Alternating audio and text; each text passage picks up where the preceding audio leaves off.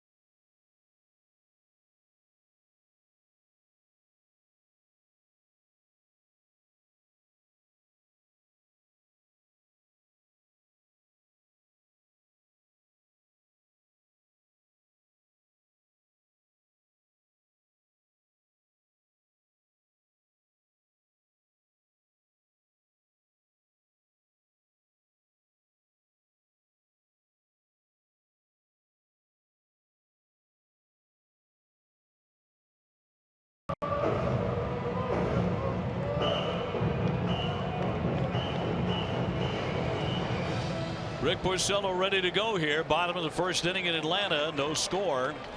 Ronald Acuna will take a strike. Red Sox starting pitcher presented by New England Audi dealers. Rick Porcello 15-7. He's won both of his interleague starts, including a superb win at Philadelphia. 7 innings, 2 hits, 10 strikeouts. Trying to get back more in line with that than some of his other recent starts. Porcello did not face the Braves when they came to Boston in May. And striving to get back into that early and mid-season groove when he was very consistent. Bounding ball, second hop for Nunez. Hit it pretty close there. Acuna can get down that line, but he is out by half a step. And here's a look at the Braves lineup, brought to you by local Nissan dealers. Ender Inciarte is the center fielder. He's next. Then Freddie Freeman, Nick Markakis, Johan Camargo. Kurt Suzuki does the catching. Ozzie Albies at second base. Dansby Swanson, very good defensive shortstop, followed by Newcomb, the pitcher, batting ninth.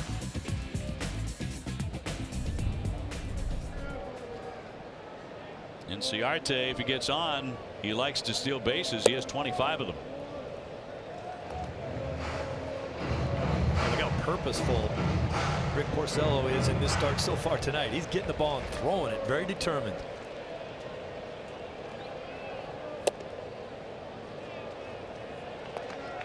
Lately it's been a struggle for him. Over his last 5 starts, he's allowed 7 runs to Toronto, 5 to Cleveland. Against Tampa Bay, he only went 5, only 5 against Chicago. He'll pop that one up. Plenty of time for Jackie Bradley underneath. 2 down. Let's take a look at the American League's second-ranked defense team-wise, right behind Houston. Around the infield, Nunez, Bogarts, Kinsler with a Gold Glove, and Steve Pearce over at first. In the outfield, J.D. Martinez makes an appearance in left, Bradley in center, and Mookie Betts with his 2 Gold Gloves in right field. There's your battery for today. Leon catches Porcello. And Freddie Freeman, who's been skidding. 306, 20 homers, 82 runs batted in. He's had a very good year for Atlanta, but lately fighting it at the plate. He went 1 for 4 in game 1.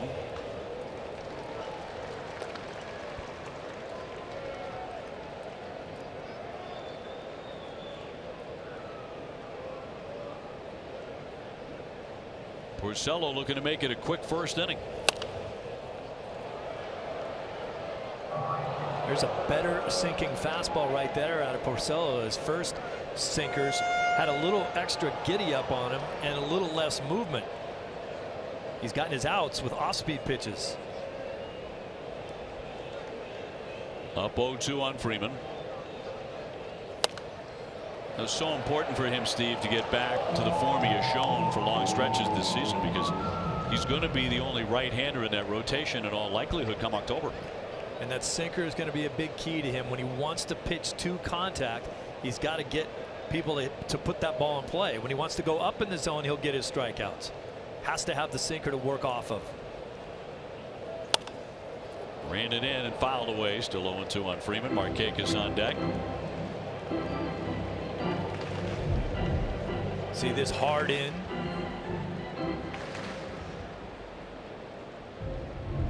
Good thing we're down here playing against the Braves. It was really Maddox that made that pitch famous. A sinking fastball that you throw right off the belt buckle of a left-handed hitter, and it tails back and catches the inside part of the plate. Greg Maddox, of course, in the Hall of Fame now, but could tell Bobby Cox, who was his manager before the inning started, what he was going to do to every hitter. I'm going to get a ground ball to second, a pop up to first. I'm going to strike out the last guy, and then he would do it. And Bobby Cox would sit there dumbfounded and go, "You got to be kidding me." That's exactly what happened. Popped up on the infield, and Nunez will take care of that. So Porcello off to a nice start tonight. It's time to play select the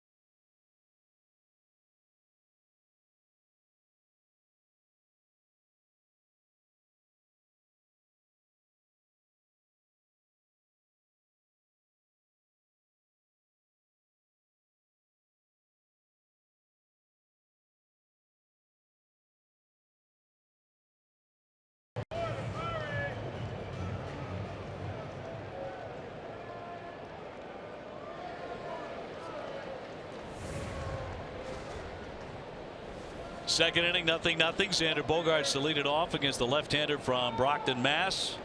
Sean Newcomb. It's had a nice year for the Braves.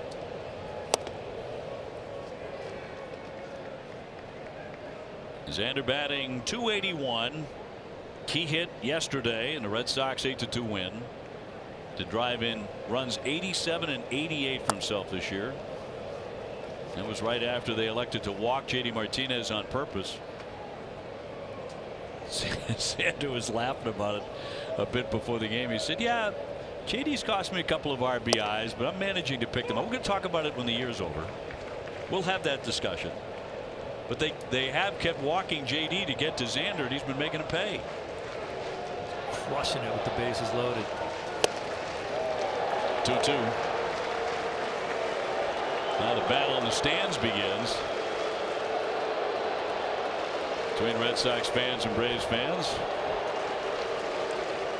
It's been pretty entertaining here.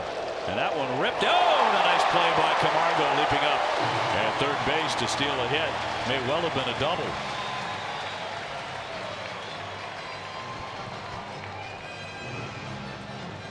Good at bat for Xander. Saw a lot of pitches, picked one out finally, hit it hard here, and then, well, you just can't help it if someone robs you out there. So one man gone. That was highway robbery. Brings up Steve Pearce. 283, 10 home runs for the season for Steve, who's at first base tonight. Newcomb, 25 years old, big kid, 6'5", 255 pounds.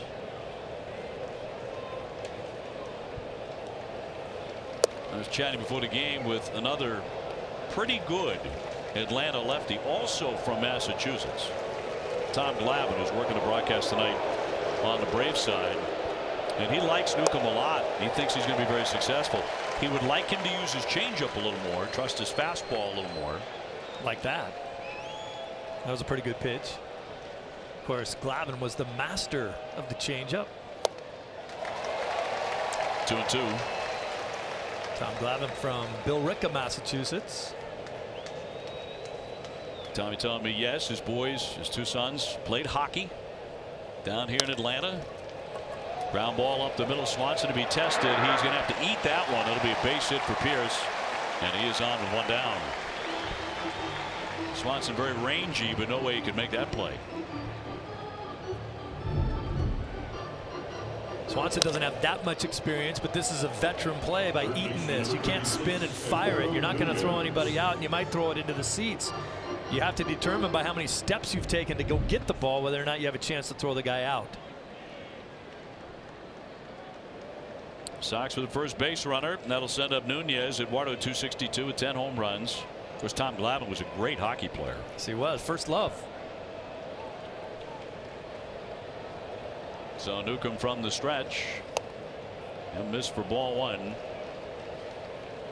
Newcomb fell one strike short of a no-hitter earlier this season against the Los Angeles Dodgers on July 29th. One strike away before he gave up the hit. So that's how good he can be. Well, they've run him out there. This is his 27th start, so he takes the ball every 5th day. Leads this team in wins. He's number 2 on the team in innings pitched, so he's had some trouble throwing the ball over the plate. We talked about the strikeout to walk ratio. It's way higher than it should be, but he can be effective. He's gone to ball 3 on Nunez. Jackie Bradley on deck. I mentioned his first outing against his hometown team back in May went badly. He allowed 3 runs, 6 hits. He walked 4 men in just 3 innings. The Red Sox would win the game. Think he was nervous? I think he was very nervous. I think he was very nervous. And probably had a right to be. Line drive, and that'll be caught by Swanson. Got the out there, and that's all they will get. Swanson intentionally dropped that ball. That's illegal to do. Swanson tried to drop it so that he could easily turn a double play. The umpire ruled that he did catch it first and wasn't going to let him get away with that. They don't let you get away with that in Little League. Nope. Tried to make it look like he bobbled it, but he didn't. He's a pretty sure-handed shortstop. You don't bobble those kind. So 2 gone, sends up Jackie Bradley, 230 with 12 home runs for JBJ. It's a high fly ball right field. Markakis backing up. He's at the track, all the way back, leaping up. He's got it. Now retired aside. Markakis timing it. That's all for the Red Sox. 1 man left.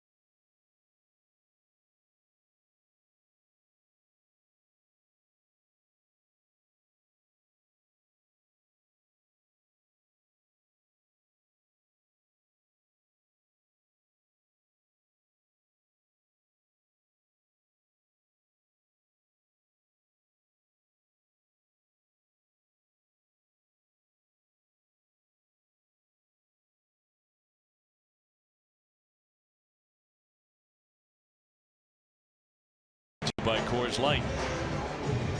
Markakis ranging all the way back to the wall there and times his jump perfectly to come down with that ball. A couple balls have been hit hard in this early going, but nothing to show for it, really. And Markakis will lead off here in the 2nd inning for Atlanta. Like Freddie Freeman, and those are their 2 best hitters, he has been skidding with the bat. 1 for 4 in game 1, but 167 his last 19 games. That hurts, doesn't it? $167's ugly for that long a period of time. It was hot for so long. Even with their loss yesterday, they maintained a 4-game lead on the Phillies. They were beaten yesterday.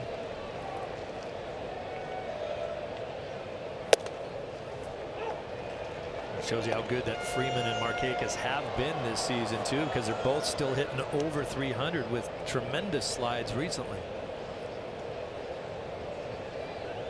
And Markakis hitting .379 lifetime though against Rick Porcello, slicing toward the alley, but Jackie Bradley was playing that way, and that's out number 1. Well, Red Sox setting up their pitching plans next several days. More on that. Let's toss it down to Gary. Hi, Obi. Well, Alex Cora announced that Hector Velasquez will start tomorrow, and he also announced that David Price will start Friday against the Astros. Also starting that series, Eduardo Rodriguez and Rick Porcello. And guys, Chris Sale threw a bullpen today, and he will throw another one on Saturday. And at that point, they will decide what the next step will be and when he'll be the opener. But they do expect it will be throughout at some point during the homestand. And guys, Brandon Phillips was in the clubhouse today, and coming up a little bit later, we'll hear from him. All right, looking forward to that too. He's a lively guy. Very friendly fella. Big smile, a lot of fun. Good player. There's Johan Camargo, third baseman, 278 with some power. He's hit 15 home runs. Sounds like with that rotation that's coming up, they're going to skip Evaldi or push him back a little bit. There's going to be a determination on that a little bit later on. Well, he has some things to figure out. There's no doubt about that. You know, the way he started, and then the way he started yesterday's game, first couple of batters, you figured, you know, he's throwing 101. Oh, here he goes. Maybe he's right back to what he did against the Yankees, against Minnesota, but did not last that long and threw a lot of pitches. 2-2 on Camargo. He'll pop that one down the line, slicing into foul territory. It's time now for our Dunkin' Donuts poll question. Is it more difficult to manage in the American League or the National League? Text 1 for the AL, 2 for the NL. Text your answer to 536-536. Message and data rates may apply. One message per vote.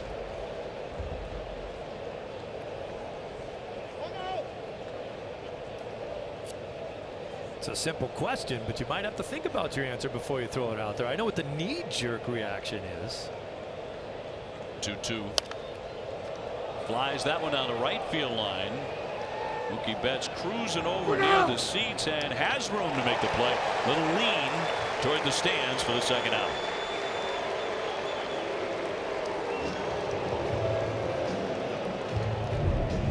Mookie gets over there, thinks he might have to battle a couple fans for this ball, but look at the kid, moved right out of the way for him.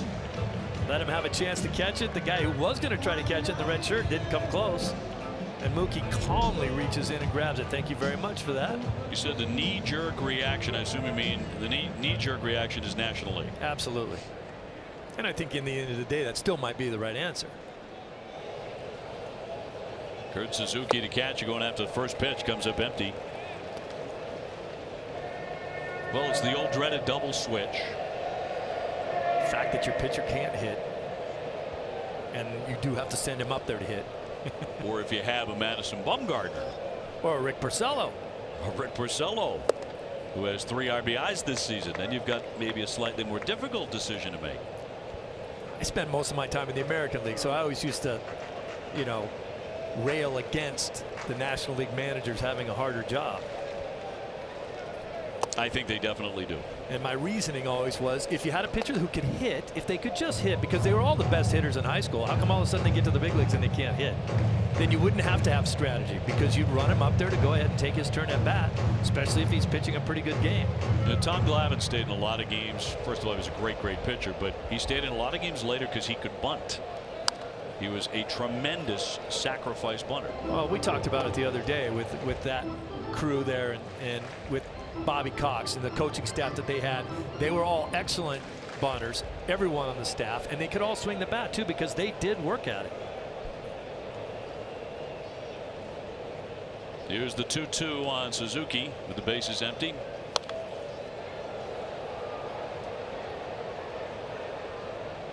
A beautiful sunset here in Atlanta at SunTrust Park.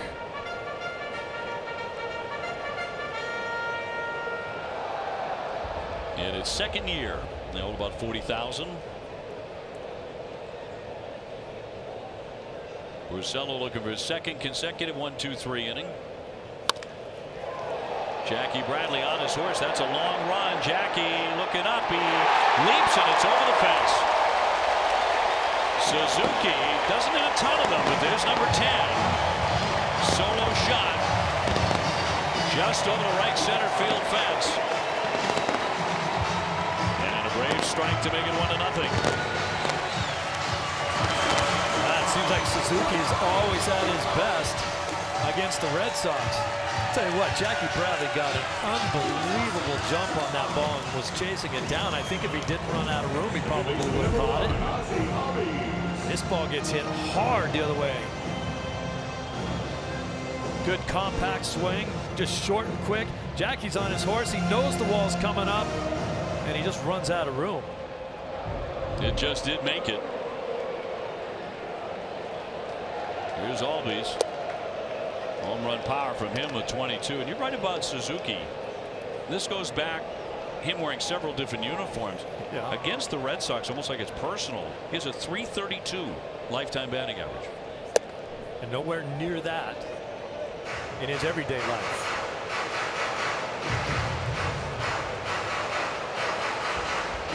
But he knocks it out to make it 1-0. This is where you got to be careful with Albies. You get behind in the count, and you pump a fastball in there. 2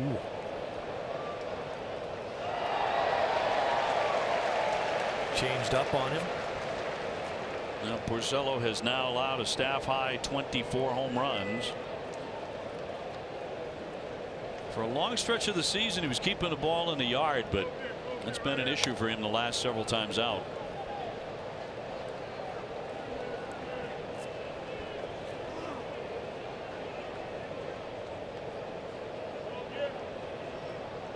Here's the difference from Alex Spear. Alex will be in the booth a little bit later.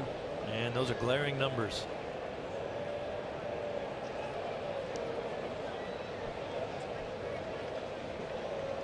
2-2. Weak ground ball. Kinsler interrupted there by Bogaerts, and Bogaerts just kind of lays on it. And Albies is going to be safe. Well, that was not as it was drawn up by the infield. Well, that's a difficult play because of guys playing in different positions, but this is Bogaerts' ball. Every infielder who can cut across the other one going towards first base should always take it. The third baseman will cut across the shortstop. The shortstop cuts in front of the second baseman, and that's what Bogey thought he was going to do, but Kinsler didn't really get out of the way.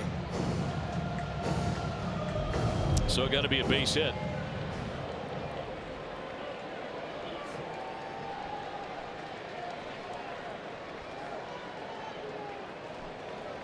Dansby Swanson now the shortstop, 249, 14 home runs.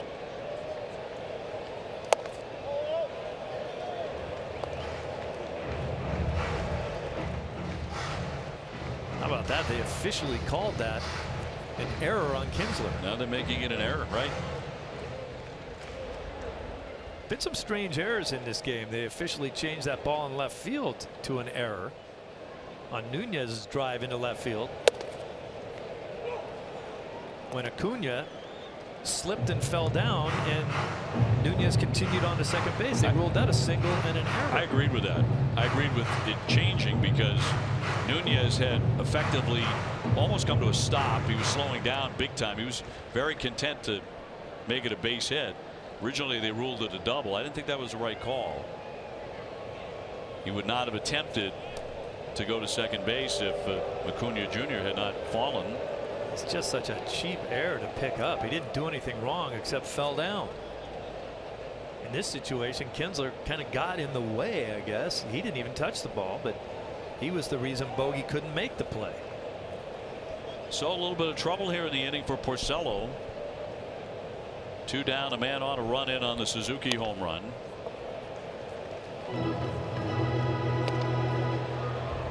Not a big crowd here tonight. Not as big as yesterday when they sold out 40,000 plus yesterday. They'll probably have 35 here this evening. It's been a very popular stop here in the South for Red Sox fans.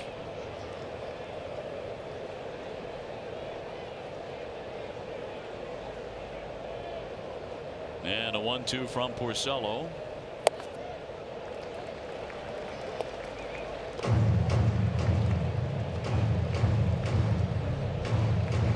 Porcello's been a big winner in his career in interleague play. He's gone 20-8. About a slider down and away in this situation. Albies on at first. He's running. And that's going to hit him. He gets drilled. Swanson is down. And now quickly up. Got him on the hard hat. Good to see him walking up the line. Well, that was supposed to be a slider, but it just got away from him. Just kind of slipped out of his hands. Got Swanson right on the back of the helmet, squarely. Porcello, number 1 on the staff with 14 hit batsmen. Now they go through the concussion protocol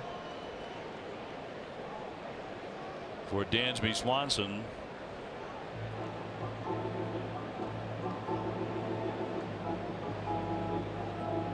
Brian Snitker, the manager, standing by.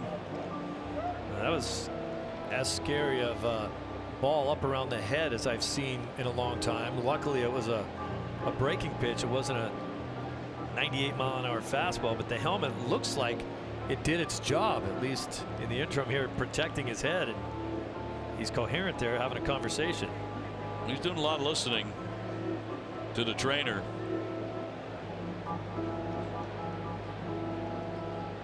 Are they going to let him continue?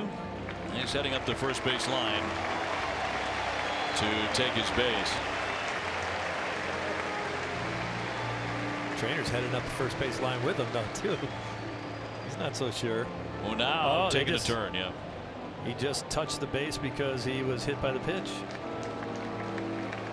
So he's coming out. Dansby Swanson nailed on the head. That's just the smart move right there. That's the prudent thing to do. Get him out of there. Have him checked up even further. Charlie Culberson is going to run for him and stay in the game.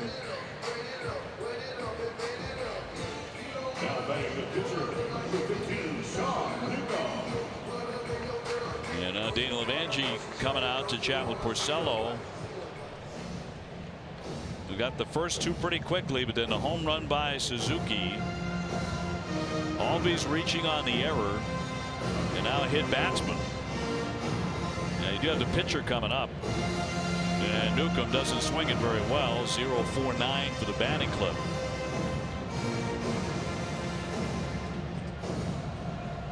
But it's certainly been a much longer inning than it looked like it was going to be for Porcello after the first two batters.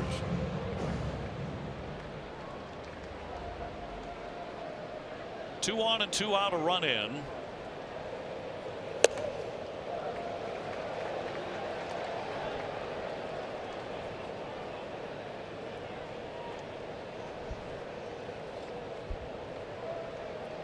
Newcomb attended the University of Hartford, where he set the school strikeout record as a pitcher, not a hitter. He tossed a no-hitter against Yale while in college. Born in Brockton, went to Middleborough High School. Now lives in Randolph.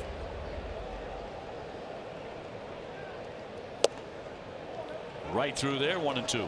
And through all of that, became the #1 selection of the Angels 2014. He was the 15th pick overall, and then ended up in a Braves uniform when they traded Andrelton Simmons to the Angels for him.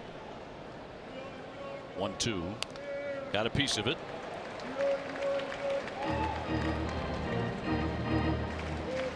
Boy, it's going to be a very quick turnaround for both clubs tomorrow. A noontime first pitch. And the Red Sox are headed home. They're going to have Thursday off before a lengthy homestand. Here's the 1-2. Missed with that.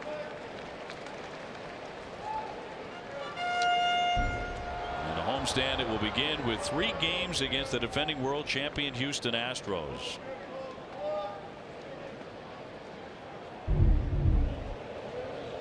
Two, and he struck him out. Turned out to be a fairly lengthy inning. 1 run in on a homer by Suzuki.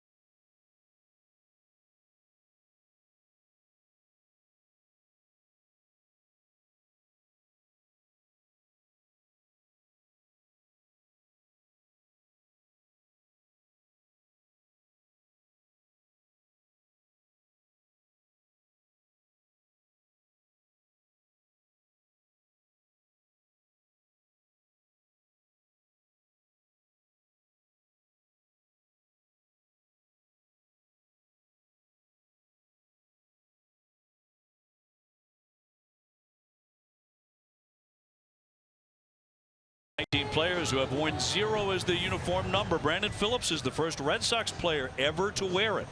And among players who have worn 0, Hal Oliver and George Scott with the Royals in 1979. Twisted Tea is hard iced tea. Unwind with a twist. And great to have Alex Spear, the Boston Globe, joining us here tonight. High above, and I mean high above, the diamond here in Atlanta. Great to see you. Good to see you too. Talking about Brandon Phillips, and you wonder how much he's going to play, how much he'll be in the lineup. He's 37 years old. Great attitude. He's had a terrific career. Nunez is playing great at third base.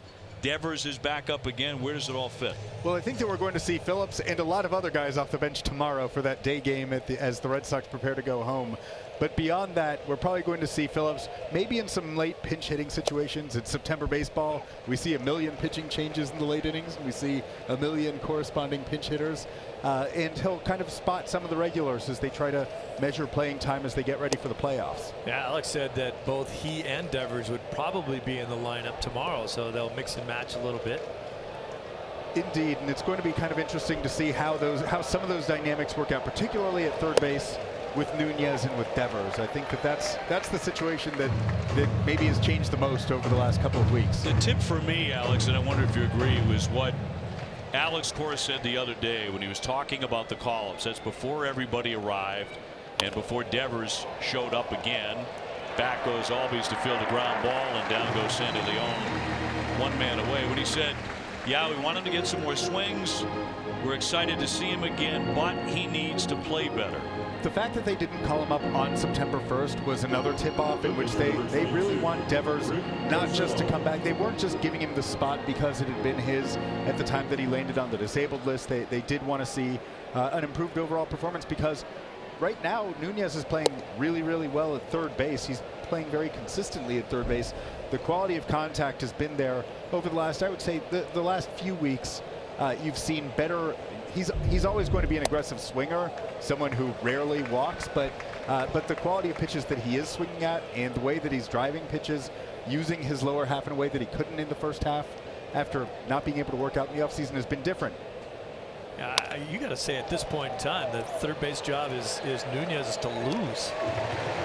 I think it's kind of going to be one of those situations where it's a stock watch over the course of the final month entering into the playoffs. We've seen it a number of times in Red Sox playoff history, where 2007 it's Jacoby Ellsbury taking the job away from Coco Crisp. 2008 it's Coco Crisp taking the job away from Jacoby Ellsbury. Alex Cora himself ended up taking playing time that year from Jed Lowry, who had been hot but tailed off at the end of his rookie year. We saw it more recently with Xander Bogaerts taking the job from Will Middlebrooks. So there are different dynamics in play. They're going to want to get a pretty good look at both of them, but who they begin the playoffs with as a starter isn't necessarily who they end it with. Boy, that is true. Mookie Betts 0 for 1 with a fly to right. The most vivid one for me was Ross taking over for Saltalamacchia in the World Series. Absolutely. That was a pretty dramatic and sudden pivot right in the middle. That was game 4, really, of the World Series. Yeah. Biggest games you can play. And they veered from the strategy, from the blueprint that they had all year long in being the best team in baseball that year. Sox trailing here 1-0. Culberson, by the way, stayed in the game to play shortstop. As we chat with Alex Spear of the Boston Globe. Red Sox finishing up the series tomorrow here in Atlanta and then heading back home. David Price to go on Friday, so one of the big 2 injured guys getting back in. That's pretty significant that he's been able to bounce back so quickly from what looked like it could be a potentially scary injury. I mean, we were on the air when he got drilled in the wrist, and we know how important that is for his manipulation of the ball. Mookie Betts will take ball 4, so he's on for the first time tonight. And that'll send up Ian Kinsler. And this is a guy, when he was acquired, a lot of people thought, well, this was an important trade for the Boston Red Sox, solidifying second base because he can really play defense. But now he's caught fire with the bat. It's interesting. He had been on a really good run in maybe the last month that he was with the Angels before the acquisition. And so Alex Cora had maintained from the beginning, yeah, he's a really good defensive player, but he's more than that. He's a pretty good all-around player. He's in double digits with stolen bases for, I think, the 14th time in his career. And he has really solidified the lineup.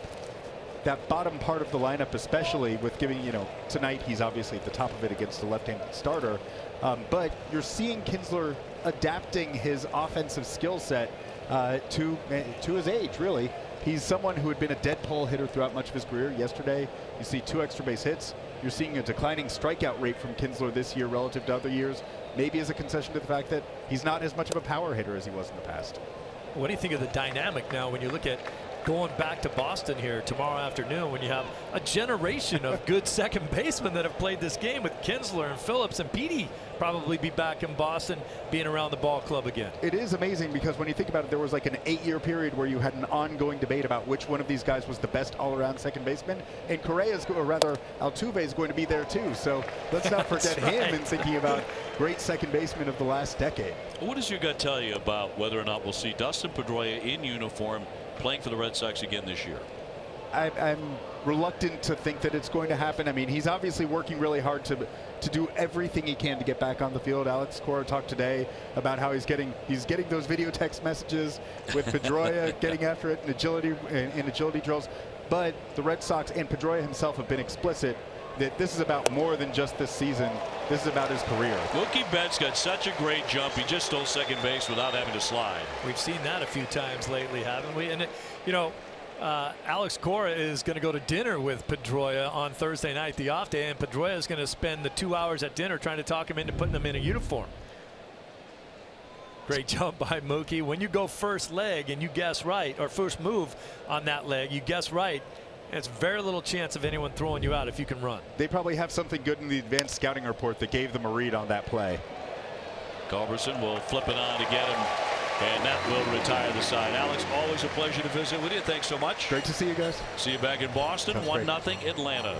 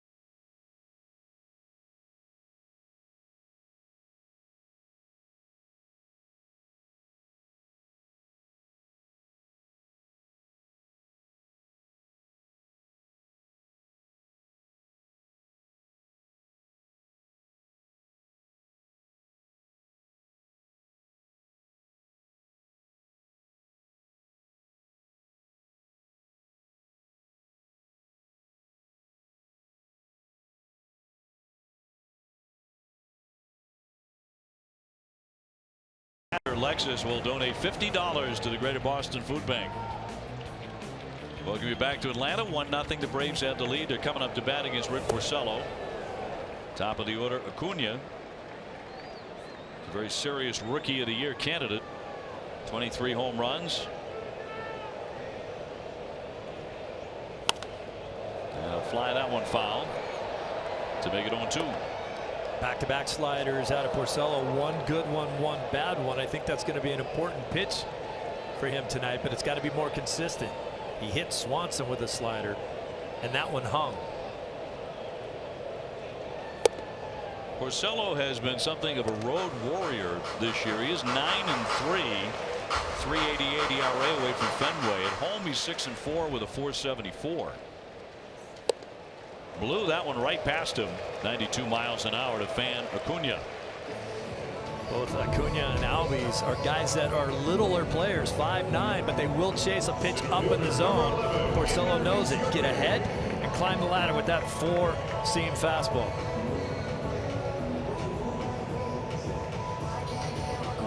Inciarte 0 for 1. He's fly to center.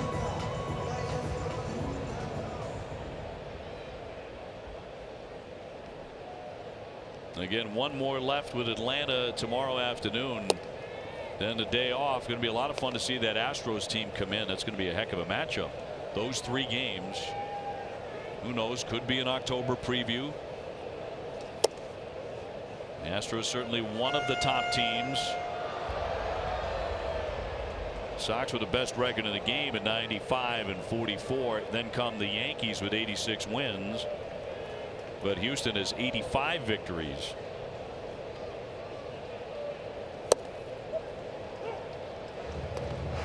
Pretty good battle on their hands, though, at that hot Oakland A's team. 2.5 games separating them. And the A's are suddenly on the Yankees' tail when it comes to that top wild card spot. The A's are going to be big Red Sox fans over the weekend. Slap foul by Inciarte.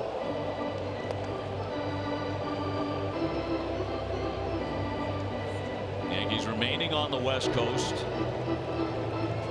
Red Sox had their West Coast swing very early, and the Yankees quite late. As far as Oakland and Seattle, here's the 2-2 to center field. Jackie Bradley will turn on that. 2 away. Bruins Academy is back for an all-new season. Bruins forward Ryan Donato gives you some hockey tips. Plus, you can get a preview as the team prepares for its upcoming preseason trip to China. Catch it all on Bruins Academy Wednesday afternoon following Bruins Summer Face-Off Live.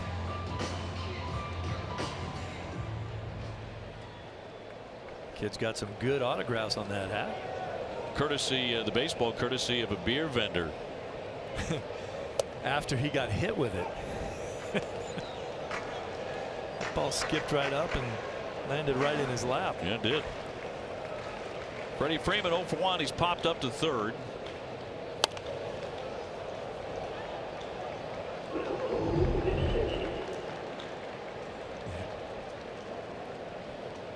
They gave him the ball, and then he gave it to the young fan.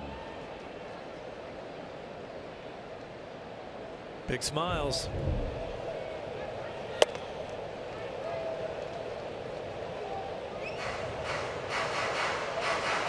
Warm night here in Atlanta. Braves with a 1-0 lead on a Kurt Suzuki home run.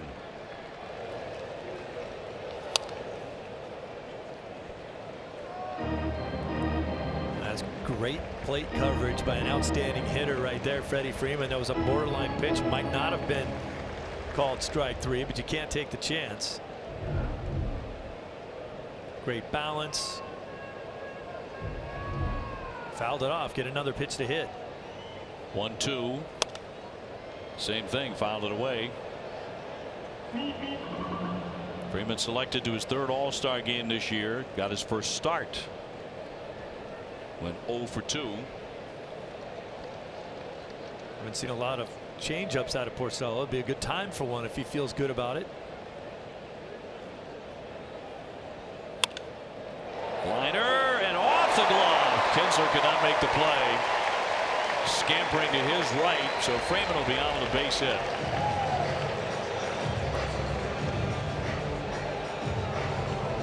Kinsler looking back at the big board to check out the replay. Freeman just all over everything up there. Kinsler gives it his best effort there, but off the fingertips of that glove.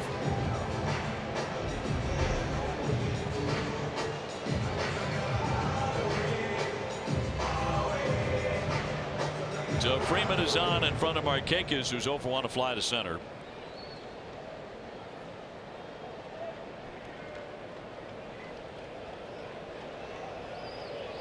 Markakis with 14 home runs this season.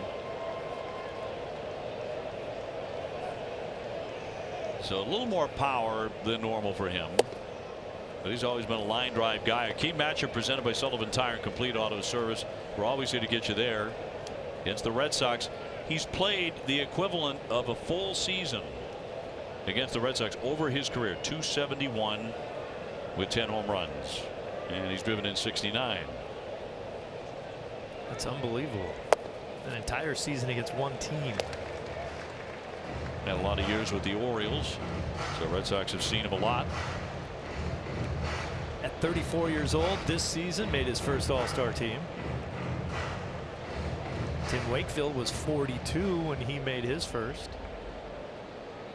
Satchel Paige, 47 when he made his first. Maybe. Might have been Could have several been years older. Might have been 55. Still making All-Star teams. Don't look back. Something might be gaining on you. Among many others. Satchel Paigeisms.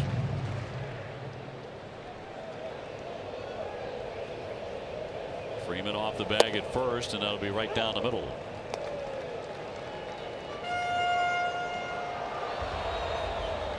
Now last inning, Porcello allowed a 2-out home run. Albies got on the error. Some miscommunication between Kinsler and Bogaerts, and then Swanson was hit on the helmet by a pitch, had to leave the ball game. But Porcello got Newcomb on strikes. That trouble began with 2 down, and it's happening again here in the 3rd inning with 2 down. A walk to Markakis, runners at first and second for Camargo. Back to the hit by pitch in the 2nd. This is just a slider that gets away. I think it slipped right out of his hands. There was nowhere for Dansby Swanson to go, and he hit him right off the back of the helmet. Pretty scary moment. Had to leave the game for hopefully precautionary reasons. We'll hopefully get a report. Dropped in there for a strike on Camargo. He's flied to right 0 for 1. I don't think the Atlanta Braves trainer was overly delighted with some of the responses he got. So we'll keep you posted on that. Well, as you noticed, he wasn't saying a whole lot. 0-2 the count. So Porcello in a mini jam, trying to free himself here in the 3rd inning. Well, nothing upsets Porcello more than walking guys, and that's become a bigger part of his season. Hates to walk guys.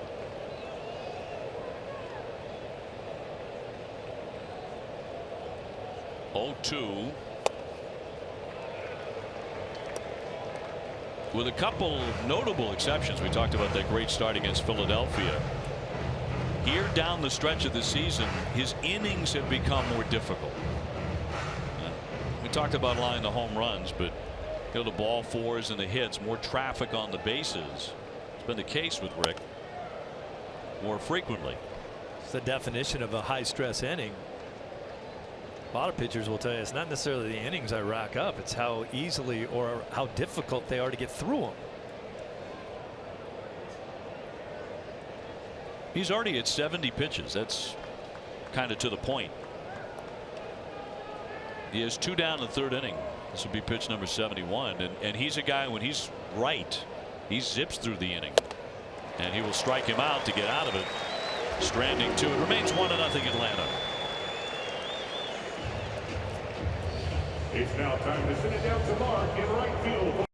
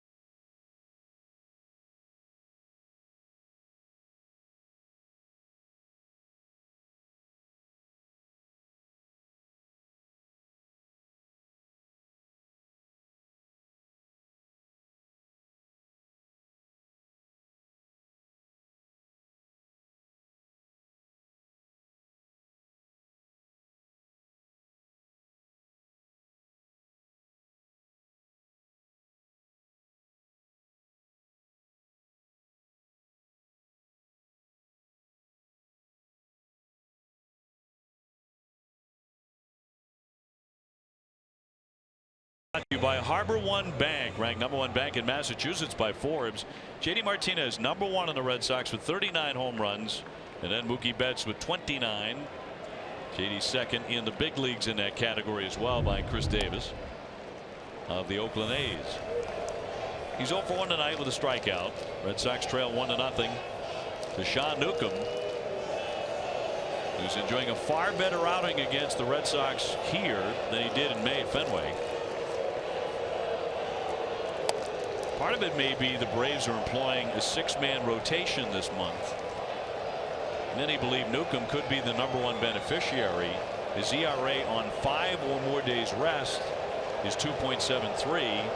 It's 5.61 on 4 days rest.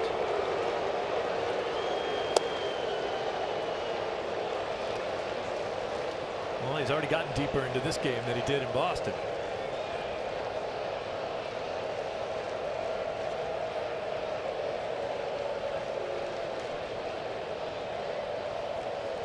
And a 2-1. He's gone to 3-1 on JD Martinez. Xander Bogaerts on deck. Then Steve Pearce. Red Sox with 1 base hit by Pearce so far tonight.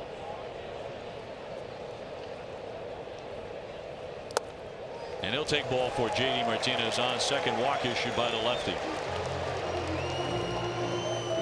JD just has such a fantastic eye at the plate as well. He'll take a walk if you're not going to throw him a strike. He doesn't like to come out of the zone very often. Now Xander Bogaerts, who lined to the third baseman. Camargo made a nice leaping catch to steal a hit from him. That was in the second inning. Bogaerts with a 2-run double yesterday. His next RBI will tie his career high, and he has almost a full month to go. 89 would be that tying RBI. Here's yesterday just coming up, doing what he does so well, drilling a ball, no chance to get it in center field, and here come the runs.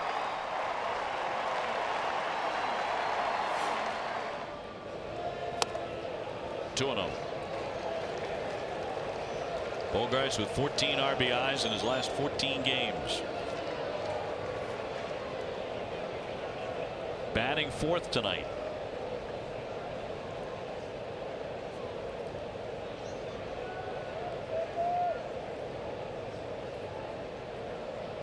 Runner at first, nobody out. There's a fly ball drilled deep to left field, backing up Acuna all the way to the track. He can't get it. It's over his head. Martinez into third base. He'll pull on the brakes there. Into second base with a double. Xander Bogaerts. Red Sox in business. Second and third, nobody out. Sailing over the head of Acuna. That ball hit right on the nose. You know Bogey's going to take a peek over at JD and said, "Why didn't you score on that one either?" Joking at him. There's no way that JD can score from first on this ball because Acuna got back on this very quickly, almost had a chance of catching it, and then of course gets it back in quickly as well off that hop. Good backup by Markakis, and they get the ball in quickly. So to bring up Pearce, who's been so good against lefties. 41 doubles for Xander Bogaerts. Pearce had a base hit first time up. He'll take ball one.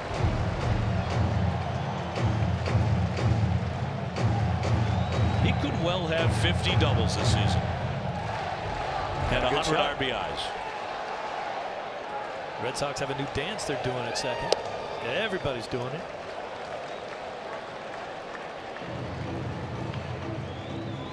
And Pearson's joining the Red Sox, hitting .406 against lefties. Suzuki out for a quick conference.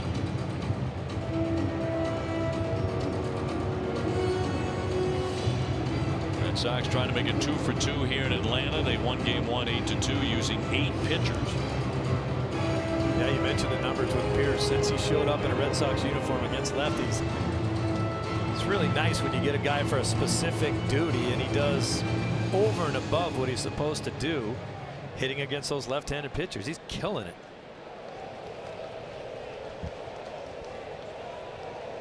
Red Sox down at the moment 1-0.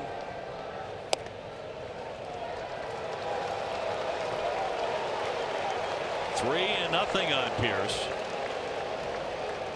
Would he get the green light? Nunez on deck. That's going to be ball 4. That's going to load the bases. Now the wildness maybe starting to show up a little bit.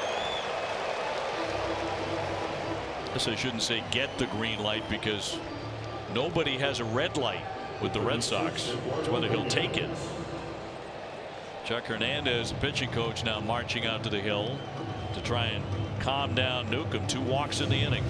You have to have the right team to be able to do that, but I love the fact that Alex Cora has confidence in. He's got so many veteran players out there. He understands that most of them have a good idea of what the strike zone is, and they're not going to come out of the zone to swing at bad pitches. And so he lets them make their own decision, and that gives you a lot more confidence when you know if I see a strike right here in a 3-0 count and I want to hit it, I can hit it. So Shane Carl warming up quickly in their bullpen. So they're going to be all loaded up for Nunez. 0 for 1 with a liner to short. And Eduardo with a double and drove in a run yesterday. He's been one of the hotter Red Sox hitters here in recent days. So it's Martinez at third, Bogarts at second, Pierce on at first.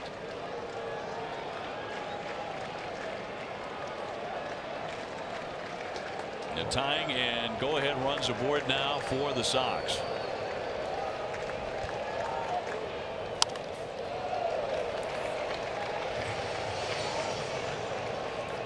Eduardo not one to wait around. He ain't walking. He's only walked 14 times all year. He's going up there hacking. He's come up with the bases loaded this season 14 times. 4 for 14 in that situation. Stop by Suzuki. 1 ball, 1 strike. Jackie Bradley on deck. To try hard to walk him. That's for sure. Big breaking ball in the dirt. Excellent job of blocking that ball. Well, we've talked a lot about that lately, haven't we? Because it just seems like we've had guys on third base.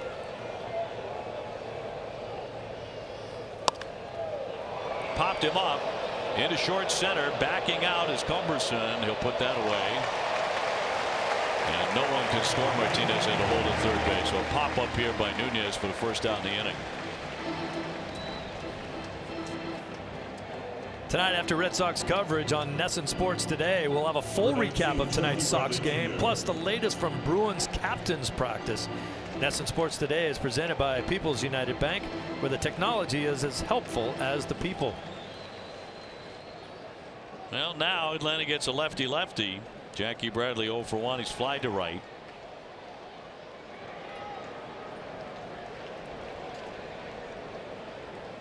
All filled up for him.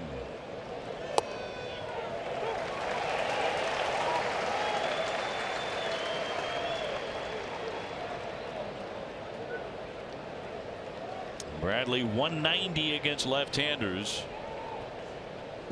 with 2 of his 12 home runs.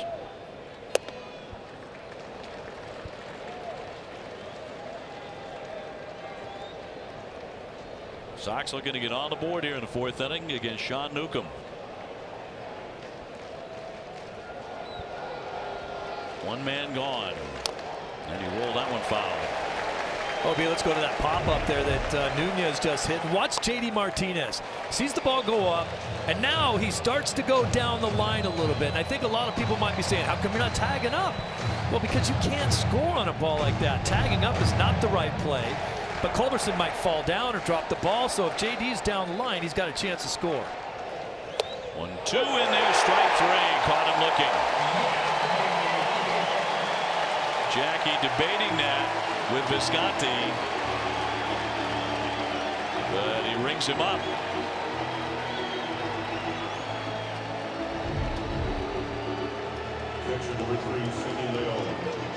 Jackie didn't like that pitch at all. I don't think he liked the location, and I don't think he liked the height of the pitch. Thought it was up. Suzuki did a lousy job of catching it. Watch him stab at the ball up there. Usually you're not going to get that call. So now what was a very promising inning is in jeopardy of dying on the vine here. Sandy Leon, who's been slumping, 0 for 1. He's grounded out to second tonight.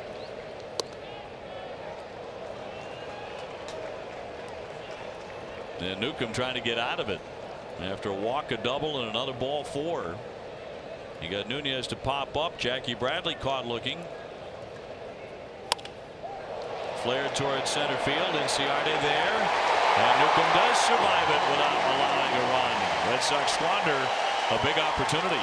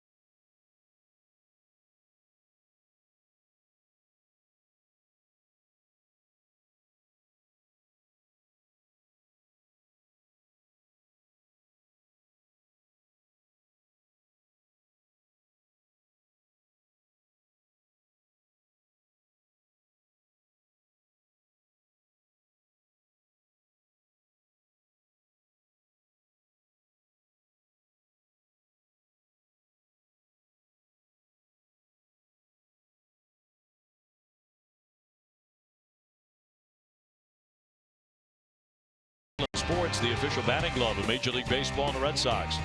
Digital Federal Credit Union. What can DCU save you? Southwest Airlines. Low fares, no hidden fees. That's transparency. And by Choose Nissan today. Shop ChooseNissan.com. Well, the Red Sox had a great opportunity to get on the scoreboard. They loaded up the bases, nobody out, but then went 1, 2, 3 after that. Got to tip your cap a little bit to Newcomb in that situation. We know how wild he can be. He started to go down that road, but then he came back and threw some pretty nasty pitches. So it remains 1-0 Atlanta. No run support yet for Rick Porcello, who's had a couple of challenging innings, but he's allowed only 1 run. Here's the man who got him for the homer, Suzuki, back in the second inning.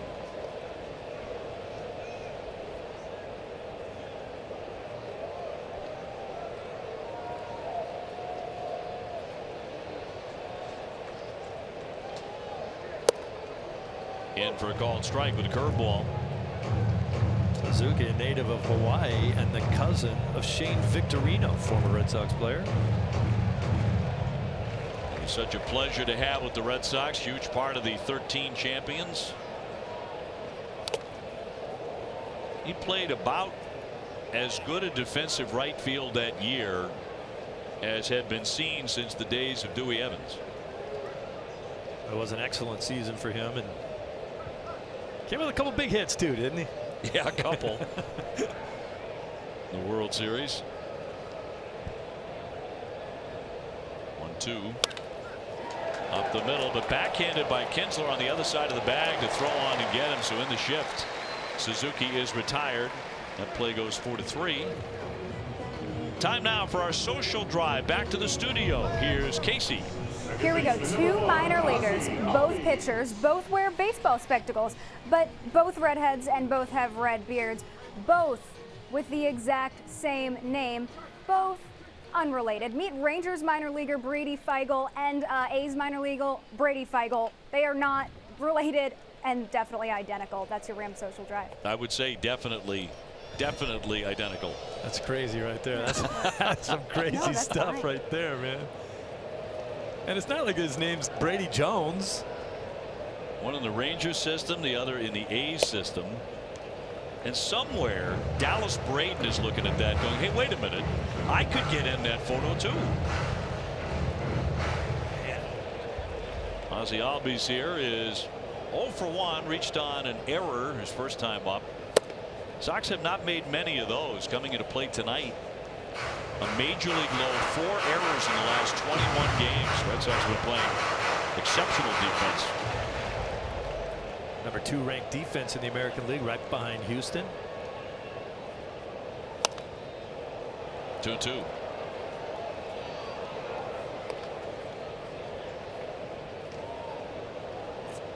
Albies certainly one of the bright lights in the National League. He's 3rd in the league in runs with 91, 6th in doubles with 34. Lots of extra base hits. And a swing and a miss, and down he goes. Porcello fans him. Lots of those too. More than 100 now. Climbing the ladder. We talked about that earlier in the game for both Albies and Acuna Jr. They're just, tiny guys that have to really launch angle it to get it up in the air, and he's just going right above that. Now Porcello in need of a fast inning. He got one in the first inning. The pitch count had crept up there, but trying to make fast work of them in the 4th inning. 1-0 Atlanta.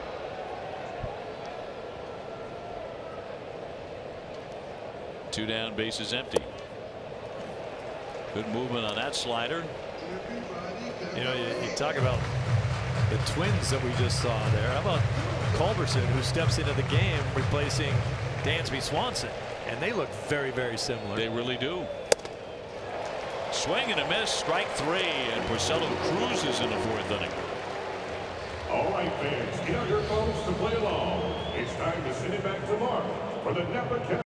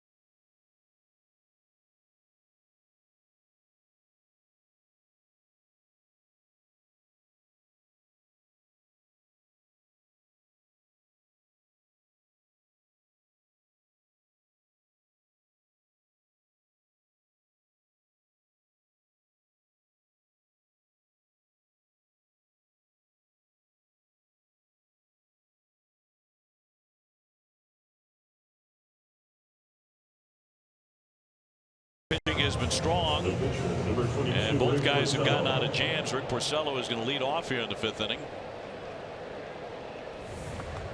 He grounded a short first time up. He's going to knock that one into right field. Markakis will scoop it up. Porcello's got a base hit. He has 3 hits this season, showing he can handle a bat. Yeah. And Did you see how fast he hustled down the line? Because most outfielders would play pitchers very shallow in right field and take the chance to throw you out going down the line. There's Porcello swinging the bat. A little montage of Porcello hacks. Yeah, that was the big one against Scherzer, cleaning off the bases, and a huge grin. There's a little sly smile there too. Rick Porcello on. Good start for the Sox here in the 5th inning. Mookie Betts is flying out, walked, and stolen a base. He literally walked into second base. That is huge for a guy like Porcello to get on base in front of the lineup here to get Mookie back up there. Mookie was 1 for 5 with an RBI in game 1. Nick Markakis stole a hit from him in the 9th inning with a tumbling catch.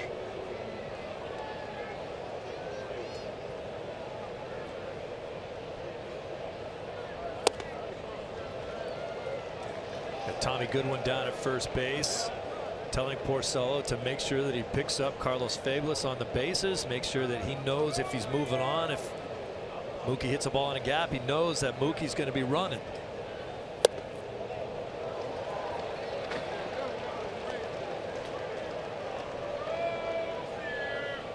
Three and 1 to count on Mookie with Kinsler on deck.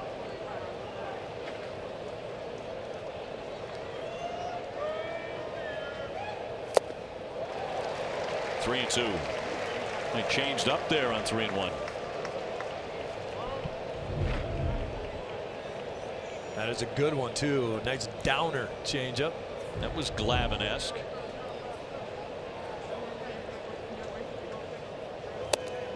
He's going to walk him though. And the Red Sox, just as they did last inning, start off with runners at first and second.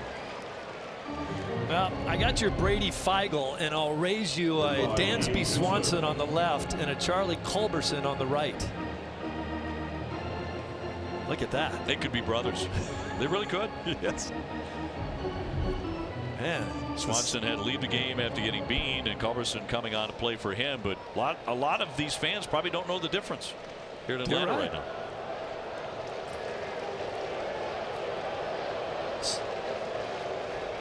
So here's Ian Kinsler. He has flied out and grounded on runners at first and second. Red Sox with an opportunity to pounce on Newcomb. They've had a couple of chances so far tonight. They left the bases loaded last inning.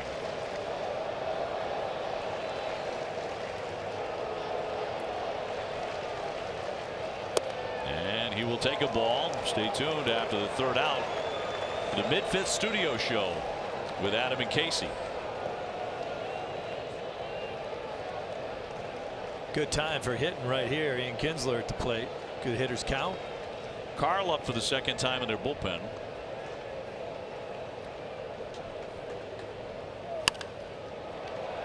Kinsler hitting .354 his last 32 games. And more importantly for the Red Sox here, he's been driving in runs. Trying to do it again. Rick Porcello at second, Mookie Betts at first, and nobody out.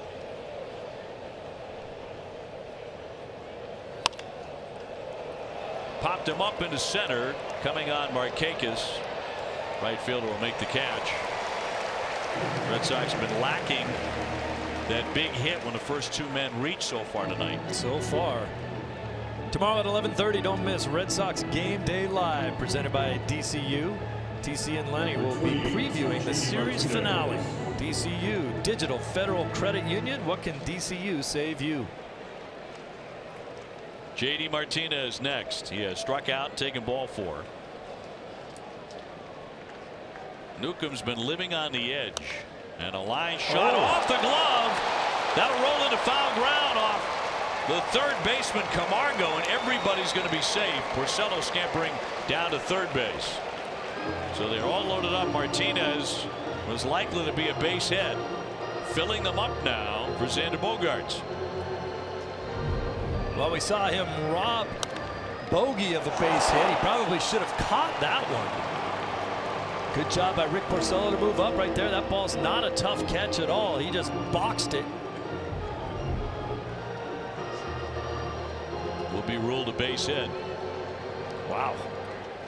They're filled up for Xander, who has lined to third. That was a very difficult play by Camargo and doubled his last time. They're all filled up for the second straight inning. Red Sox knocking at the door. Now we know Xander likes to hit in this situation. He'll take ball one.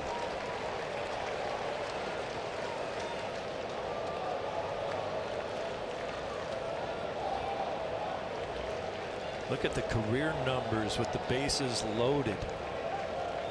He's got 3 grannies this season.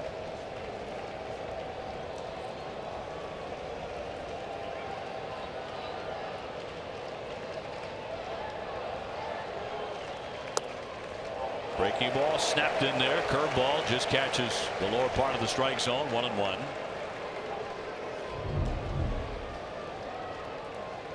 Well, that's a great pitch at a crucial time.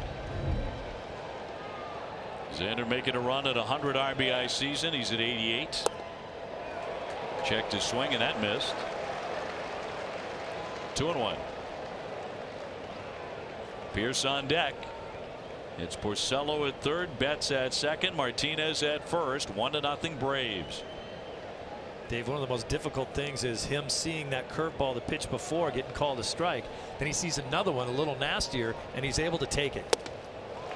3-1.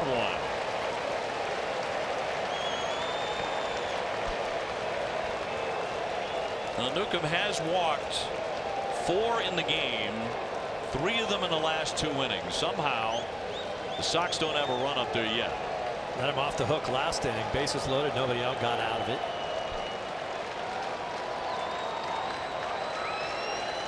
Hitters count for Xander Bogaerts. Here comes. And he takes ball 4. That'll bring in a run. Here comes Rick Porcello. That base hit paid off by Rick. And the Sox have tied it as Newcomb gets wild again. And he is done for the night. Snitker has made the call to the bullpen. Red Sox have tied it as the walks continue to pile up and finally hurt Newcomb.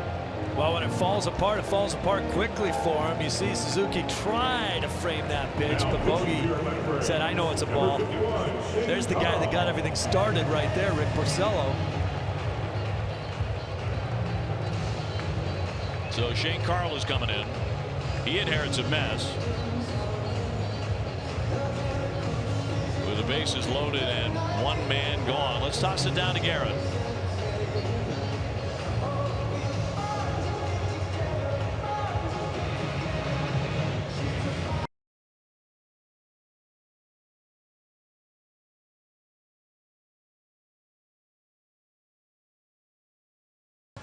That have won MVPs and all that, and they talk about that award like that's the most important thing. Because at the end, you know, they're baseball players for 10 years, and that's it. You know, the lucky ones, honestly. But you know, you still have to get involved with the community. You know, your roots show, you know, throughout your life, and for him to be that type of person, I'm very proud of him. He brings joy here too. You know, he's sarcastic and he's a good teammate and he cares about the Red Sox. You know, I still remember that meeting we had in spring training. He asked me straight, hey, what's going on with me? And you know, for him to go into that office and tell me how he felt, I was like, hey, this guy cares. You know, so I'm glad that he's the nominee. You know, there's other guys here that deserve it too. For me, the organization should win it. What they did with us back home, that was probably, you know, out of the whole year, that's kind of like the day for me, you know. And but he's great. Brugge is great, and you see him with the kids and everything he does is amazing. It's amazing. A very special award and a well-deserved nomination for Brock Holt. Obey? Yeah, you get the feeling he's indispensable. You know, the fabric of this ball club this particular year, maybe more than any. Brock Holt. Well, here comes Shane Carl out of their bullpen with the bases all loaded up, and Steve Pearce, the battery, has singled and taken ball 4. Rick Porcello just scored on the bases loaded walk to Xander Bogaerts, who picked up his 89th RBI, and the Red Sox have tied it.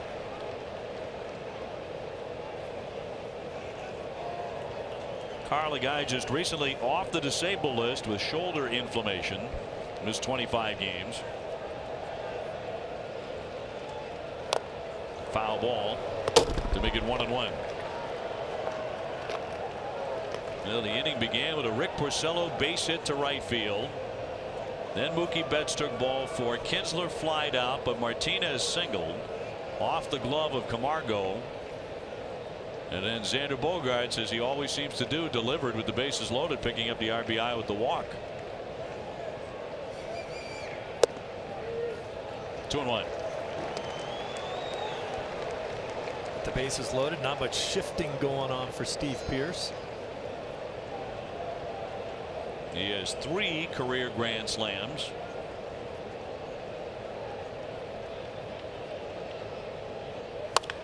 That's hard hit, base hit. Mookie Betts coming in, he will score as the throw comes in and it's cut, and the Red Sox have the lead. Good night Bruin for Pearce. He's been on base 3 times. Mookie Betts crossing the plate, and the Red Sox lead it 2-1. I guess tonight it doesn't matter which arm you throw with for Pearce. Got a base hit and a walk against the lefty, another base hit right here against the righty with the bases drunk, and he drives in a run. Good quickness in his bat today. Late lightning. Or 5th inning lightning. Nunez is lined out and he's popped up 0 for 2. They're loaded up for Eduardo with 1 away. Now the 15th time this season for Eddie coming up with the bases loaded. Some guys are just lucky that way. He's been in a stretch where he's hitting the ball for the Red Sox as hard as anybody.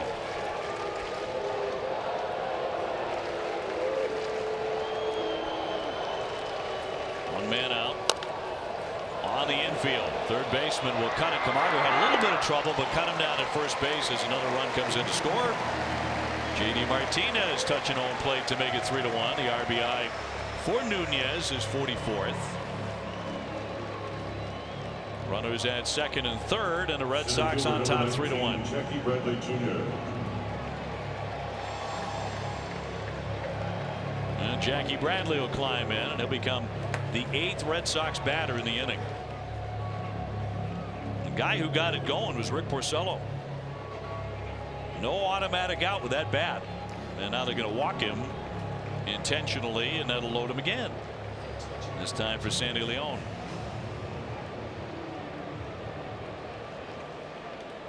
Now batting number 3. Sandy is grounded out, flied out 0 for 2.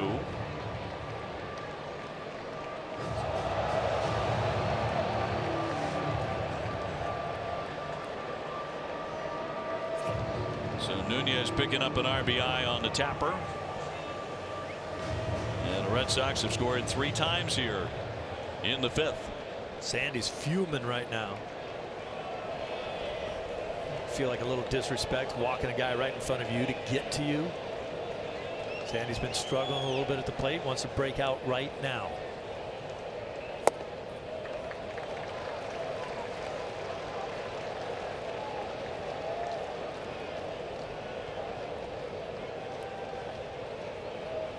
Red Sox are 26-9 when he gets a hit, and 13-1 when he drives in a run. 1-1. Pulled the string on that one.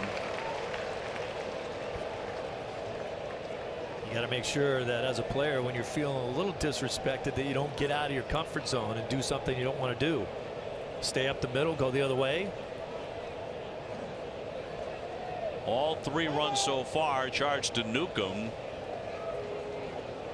who has exited.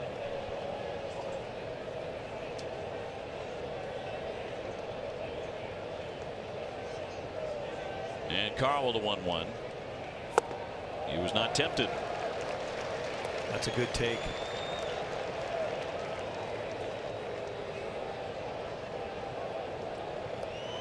Rick Porcello on deck. After he let off this inning. Let it off and scored the first run. And that'll be a ball. Now 3-1. Red Sox very patient in the inning. Now look for something to drive. In the back of your mind, Carl likes to throw that changeup. He's thrown a couple of them in this at bat already. High fly, but foul. So 3-2. Did get a fastball, but could not hit it straight.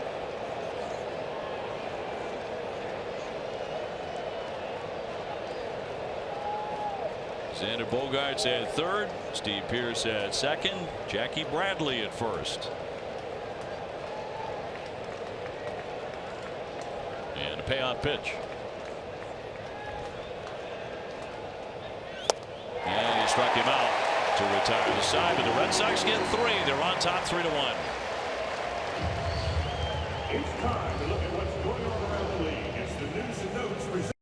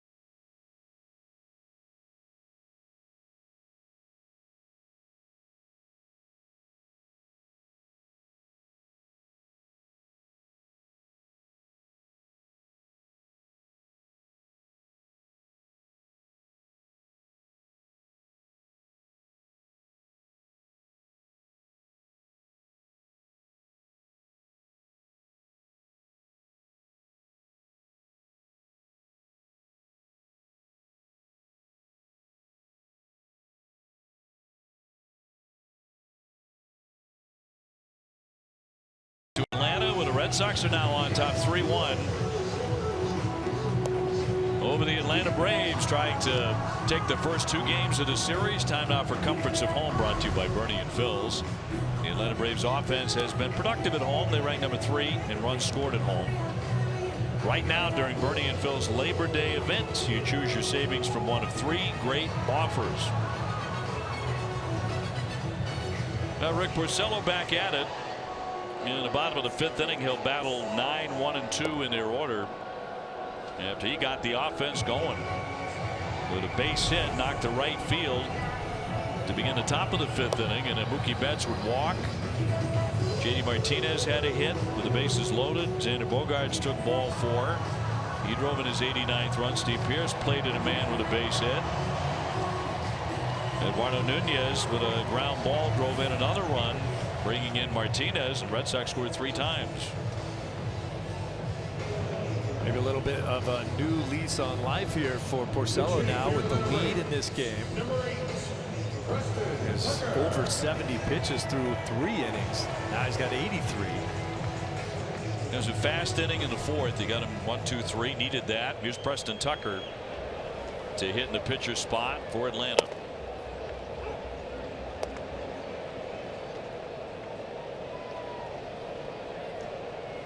Tucker, then Acuna and Inciarte for the Braves.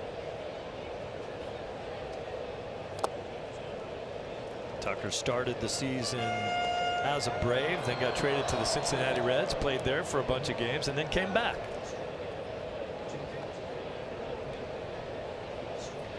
One. That hit him. Breaking ball that got away. So Porcello's hit a couple of men tonight.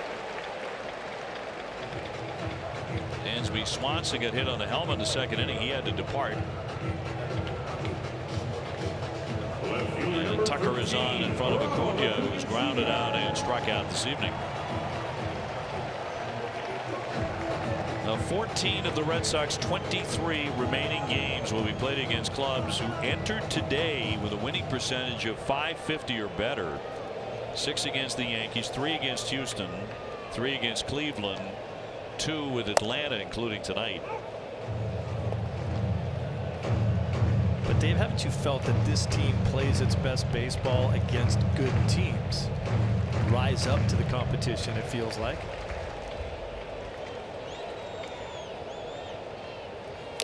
Fouled away. It's an interesting notion because they won 95 games in early September. So I would just say yes. Everybody fits in that, I guess. I mean, they've beaten up on the have-nots like crazy. As you have to. And you have to if you're going to be considered a great ball club. They've done that. They've won in every month. They've won against every division. They've won on the road. They've won at home. They've won in interleague play like crazy. But we've all seen teams that do beat up on bad teams, but then can't compete against the good teams. And you're like, okay, well, what is this team going to do when you get into the playoffs when you're only going to see good teams? This is not that club. No, this Atlanta club is bound for postseason play unless there's a total collapse. They still have a pretty good battle on their hands with the Phillies, but they've got a 4-game cushion at the moment.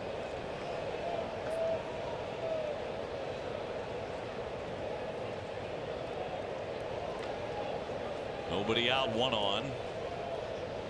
And 1-2 to right field, but Mookie Betts closing to make the catch. Tucker back to first base, 1 away. Red Sox season ticket plans for the 2019 season are now on sale. New plans will include access to potential 2018 postseason games. For more information, go to redsox.com/season tickets. Inciarte is flied out 2 times to center. Red Sox head 3-1 in the 5th.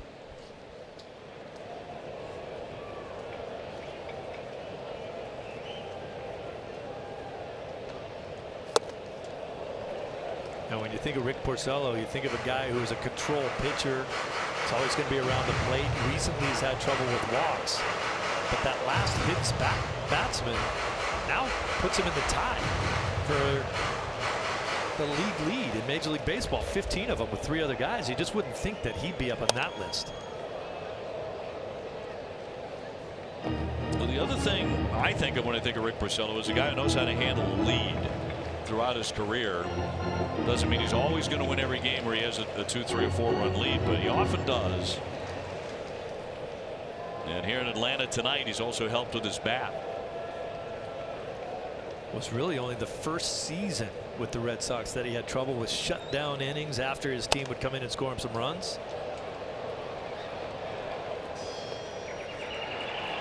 However, activity in the bullpen with that pitch count getting up there,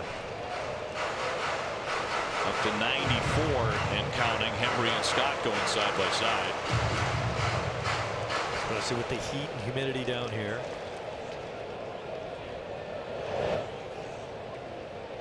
Freeman on deck. 0-2.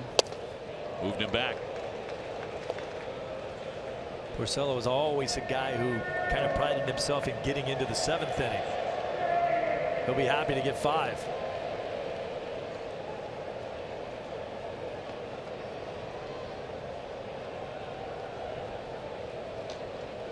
You'd love a ground ball right at somebody here.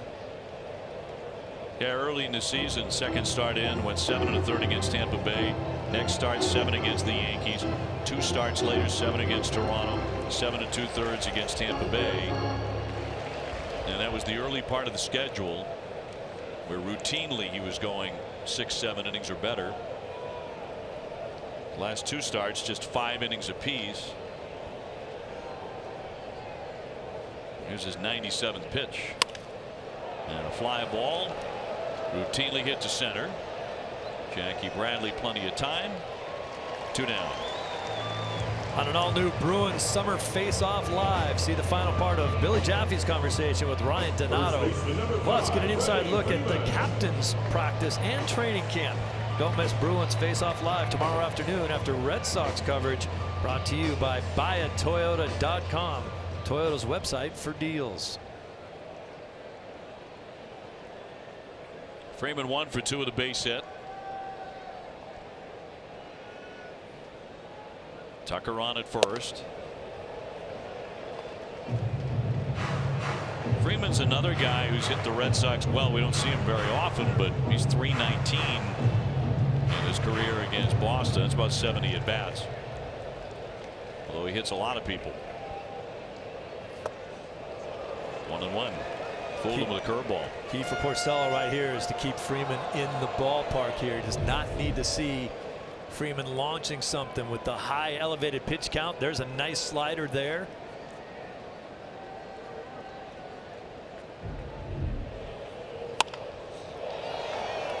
Jackie Bradley on the move. Here he comes. He runs it down in the alley. He got there in plenty of time. One man left. Still 3-1 Boston.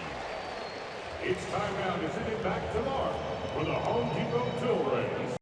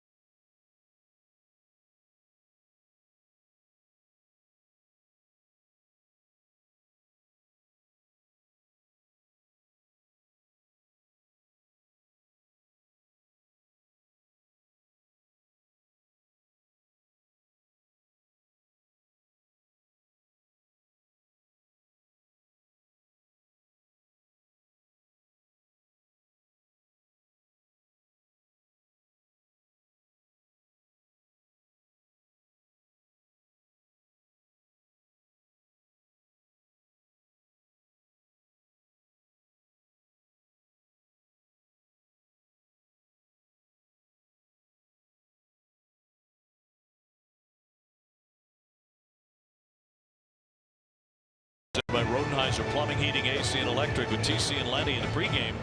They highlighted Ian Kinsler as hot entering the game. Nick Markakis is cold. Here's how they have fared so far in this one.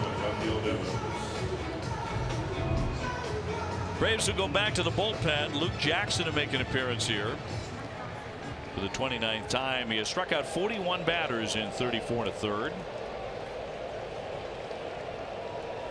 And Rafael Devers will hit for Rick Porcello as we get the 6th inning underway, so Rick Porcello can win it. He contributed with a base hit and a run.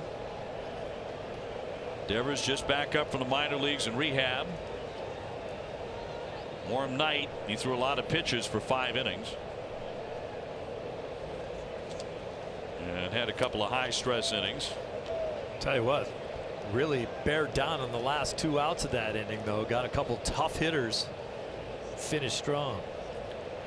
Devers 6 rehab games at AAA, went 7 for 21 with a home run. He hit .333.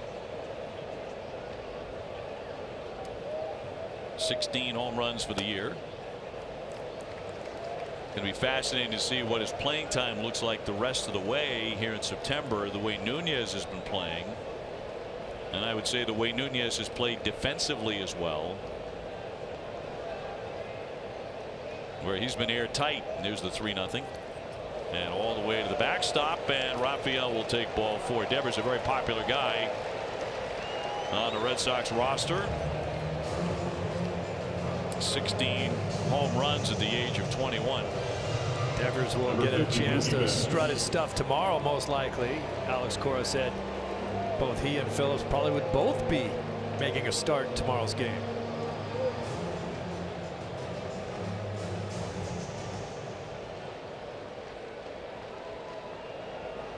So here's Mookie Betts. Mookie with a couple of walks tonight and his 27th stolen base. He has scored another run.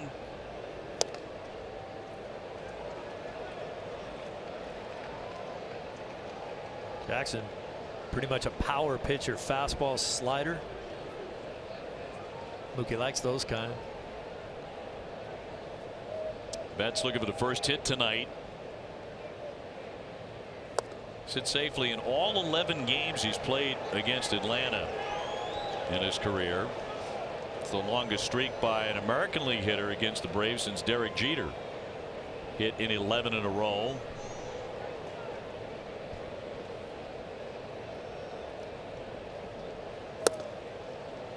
That'll miss, and it's 3-0.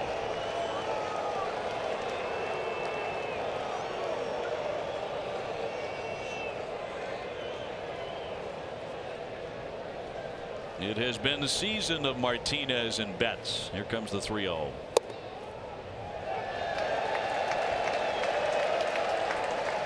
Don't throw that one again.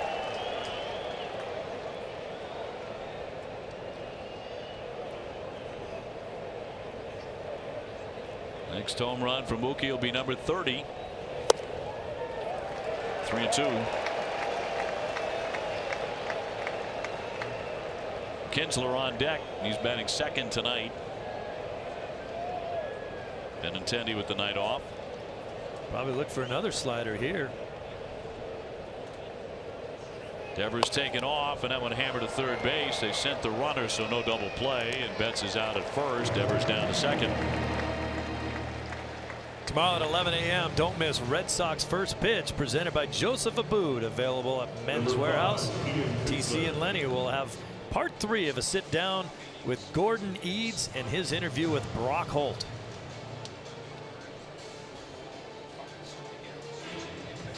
Quiet night so far for Kinsler. He's gone 0 for 3.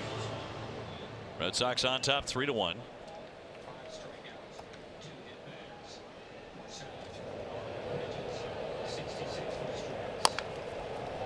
Hit gently toward third. Bare hand, no play. Off the fingertips of Camargo. That'll be a base hit for Kinsler. Devers down to third. You could tell that was going to be trouble off the bat. Didn't hit it very hard, but the infielders are all playing pretty deep. He's got a long way to go to get it. Now you got a barehanded throw. If you don't come up with it, you can forget about it. It's one of those plays you really can't glove it and transfer. You don't have the time. Do or die. And Kinsler runs well. JD Martinez now. JD with a single, a walk, and a whiff tonight.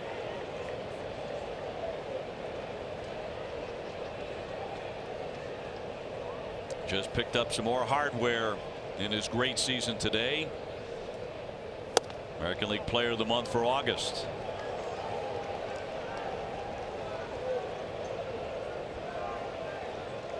It could come down, possible anyway, who wins the MVP to who wins that award in September. Martinez or Betts.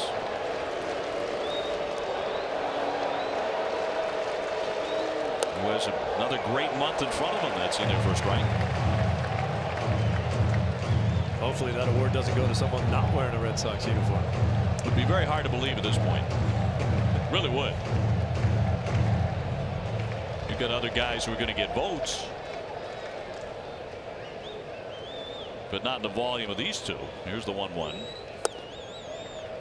He missed with that. Boy, this guy's having a tough time throwing it over the dish.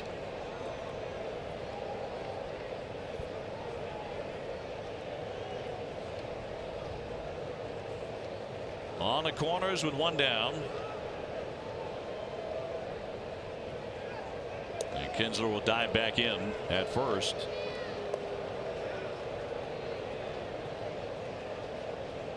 You go back over the last 36 games now. JD Martinez is hitting .374. That's a long stretch of baseball. Popped up down the line goes Freeman, giving chase into foul ground. That's a fine play. Devers bluffs as the throw comes in. He goes back to third base. Freeman with a really nice play in foul territory. You can understand why he's so valuable on both sides of the ball. Excellent hitter, but a great defender as well. Look at the strong arm on into home plate. Devers bluffed down the line. He has a chance to watch this play all the way down, and he sees that it's going to be a good throw and decides, let's go back to third. It'll bring up Bogart. Xander with an RBI in the 5th inning. He took a bases loaded walk. He's also doubled tonight.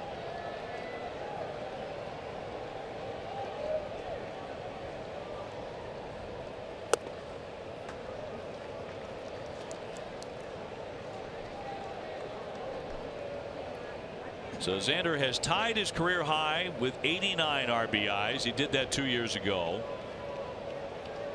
He has 15 of them in his last 15 games.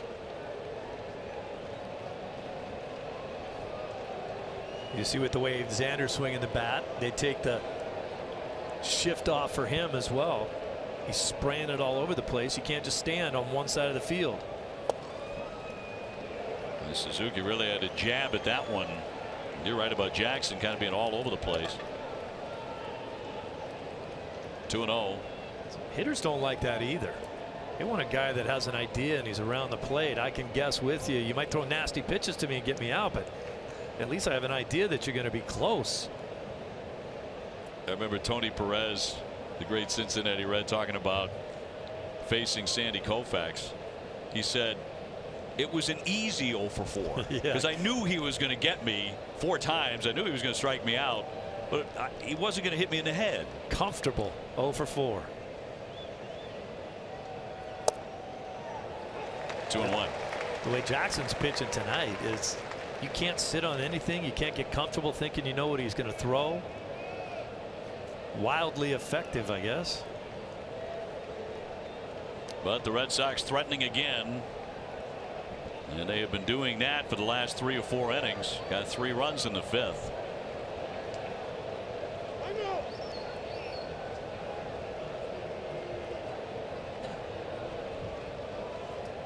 Devers at third. Kinsler on at first with 2 away.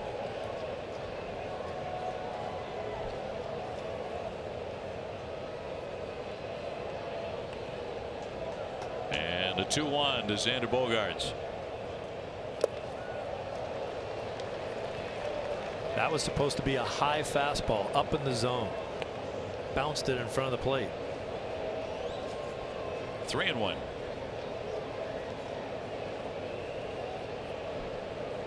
One more like that, and Red Sox will have the bases loaded for the 3rd consecutive inning.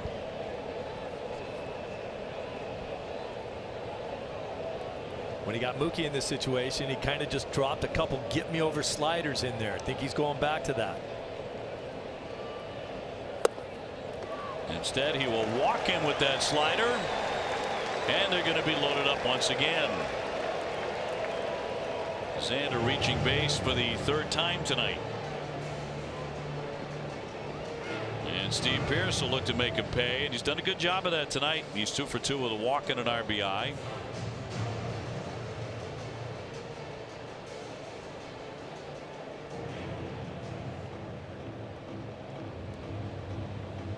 So Hernandez out for a mound visit. Number 25, Steve Pearce. I think he's telling him. Throw it over the plate. Our polos are designed by Joseph Abboud and made in America using only the finest Italian fabrics and available at Men's Warehouse. You can text NESSN1 to 66960 and receive $100 off your next Joseph Abboud custom suit purchase at Men's Warehouse. Data rates may apply. Be in those polos again tomorrow afternoon at noon. Certainly hope you can join us here on NESSN for the last game of the road trip. Well, Pierce to climb in now, and they are loaded again for the Sox.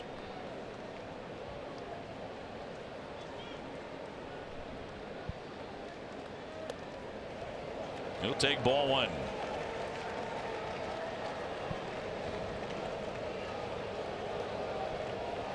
Steve out of the University of South Carolina, just like Jackie Bradley.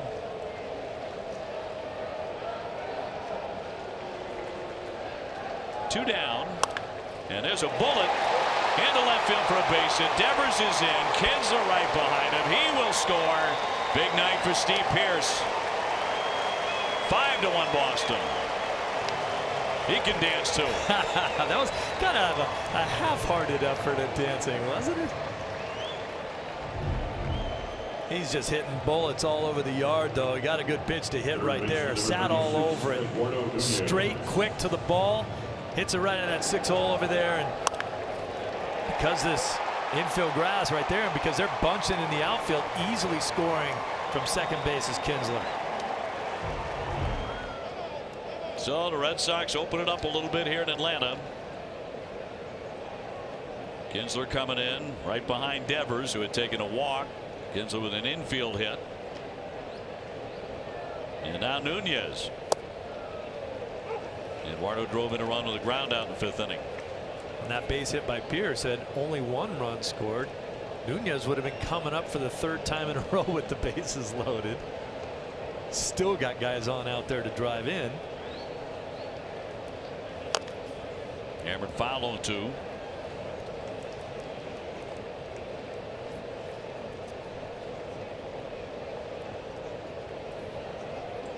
Kyle Wright loosening in the pen for Atlanta.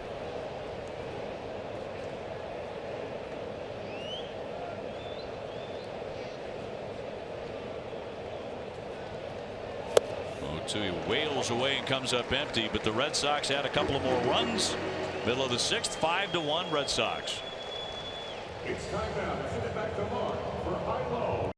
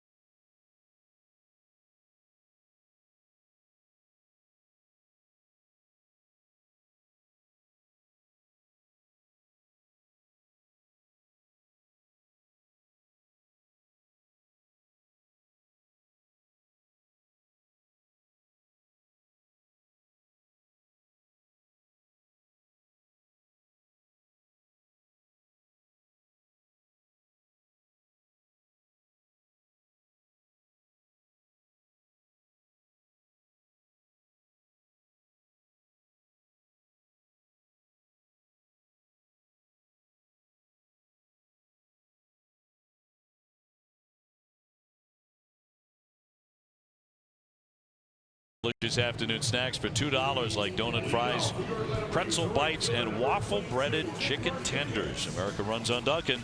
Price and participation may vary. It's a limited time offer. So the Red Sox with a 5-1 lead here in Atlanta, and we'll turn the baseball over to the knuckleballer Stephen Wright, who tossed a scoreless 5th inning in yesterday's win. His first appearance since he came off the DL. His last appearance was on the 22nd of June. He went down with knee inflammation and just reinstated from the disabled list.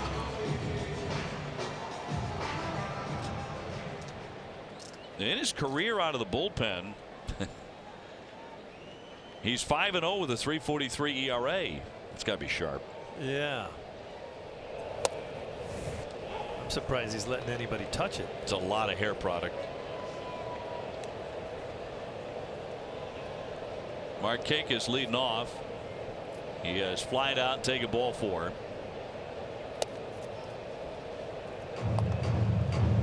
Interesting discussion about what it means to bring a knuckleballer like in the middle portion of a game like this, and then maybe go back to somebody throwing 99.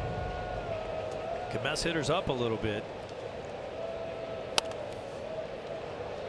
Popped up foul ground. Nunez giving chase but can't reach it. Obviously the key to that situation is to have Stephen Wright, set knuckleballer, come in and be effective when he pitches.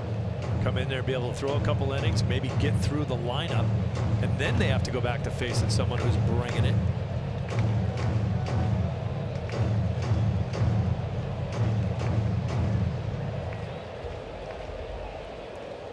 And will that mean that Stephen will have this role the rest of September and maybe into October, coming out of the bullpen? He says he could care less whether he's starting or relieving at this point. He's just delighted to be back out there. Certainly looks like it's going to be a bullpen role moving forward. Maybe the opening in there is what happens with Eovaldi the rest of the way. Count 2-2. Red Sox still want to try and straighten him out and get him back to what he was those first couple of starts, if they can. Anything going on Tuesday. Now when Stephen Wright is healthy, well, we really haven't seen him pitch poorly. Pop to left, out goes Bogaerts, and Martinez in to grab that one away. Time now for a game break, brought to you by Jordan's, the furniture store of the Boston Red Sox. Here's Tom Caron.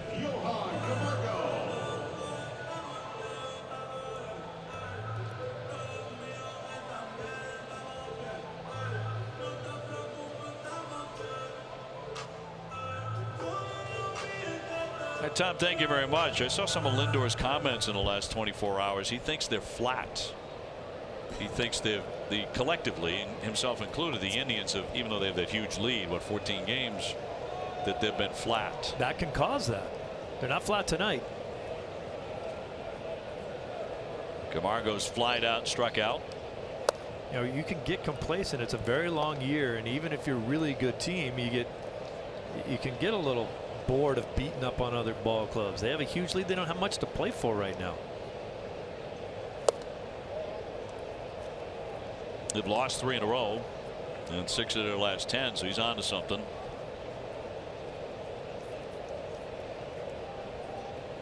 The 2-0.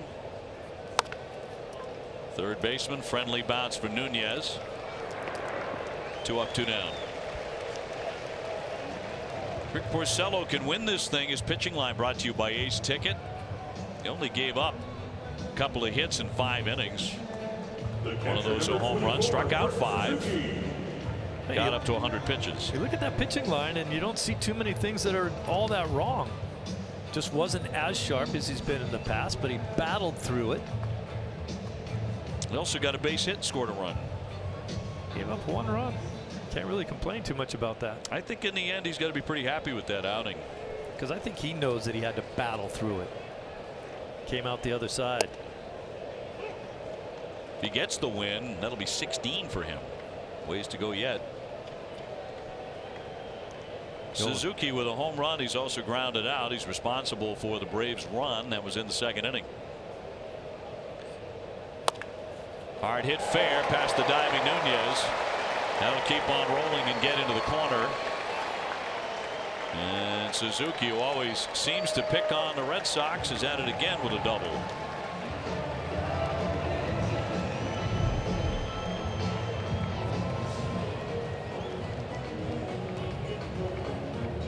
Knuckleball that just sort of stayed up into the strike zone. We talked about Stephen Wright before. He says, I don't mind being up with my knuckleball because I'm expecting it to fall off the table and drop down into the zone, which makes it awfully difficult to hit. That one didn't come down at all, stayed right up. That'll send up Albies, who has reached on an error, which I really think should have been a base hit. That play, there was miscommunication between Kinsler and Bogaerts. Could have very easily been ruled a single. Should have been. In any event, it was an E4. He's also struck out. Kinsler didn't even touch the ball. Bogey caught it. Right. How does he get the error? Been some unusual scoring decisions here. Take a look at this play. You tell me what this is. Well, Bogey should have been able to catch the ball. Kinsler probably should have been out of the way, but that's just no harm, no foul. It's a base hit. They couldn't make the play.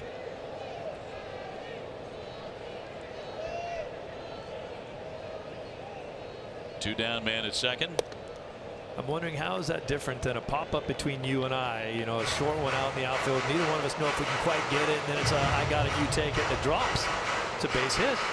I'll score that an error. That's right. That one might get changed. Now the other one got changed the other night, and you agree with it. I did. And I still think it was the right call to change that. When an outfielder picks up a ground ball and falls to the seat of his pants and the runner advances when he had no intention to do that, unless the guy fell, you've got to charge an error on that play. Well, or you can't charge an error. I agree with 100% of your statement except for the last part of it. I don't know if it's a double, but I don't know if it has to be an error. I'm not sure if there's another scoring move you can make. Albies will take a walk, first and second with two away.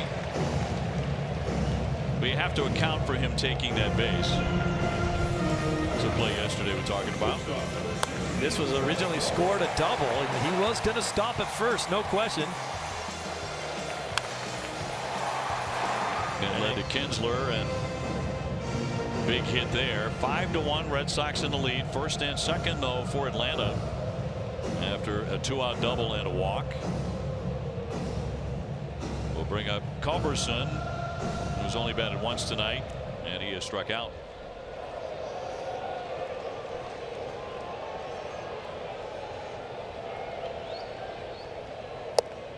And in there for strike one.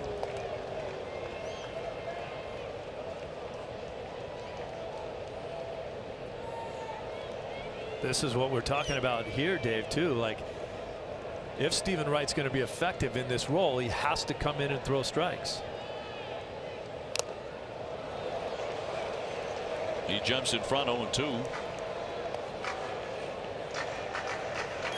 Hector Velasquez has the ball tomorrow at 12:10 in the finale of the series up against the very tough right-hander Mike Fultonevich, who was really good at Fenway back in May. He has a 2.80 ERA. 0-2. He hangs in there. This was May 27 at Fenway, and that was the off-speed stuff. But the fastball, I mean, he can flat bring it. He had both going because he can let it ride and climb that zone, and then throw the nasty breaking pitches too. That's some serious gas right there, up in the zone. It was one of the better pitching performances at Fenway all season long, actually. He hangs in there again.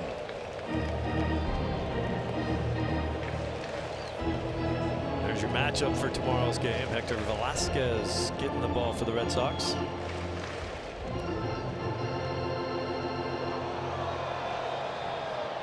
That'll be it. And then the Red Sox are on a charter heading back home to Boston.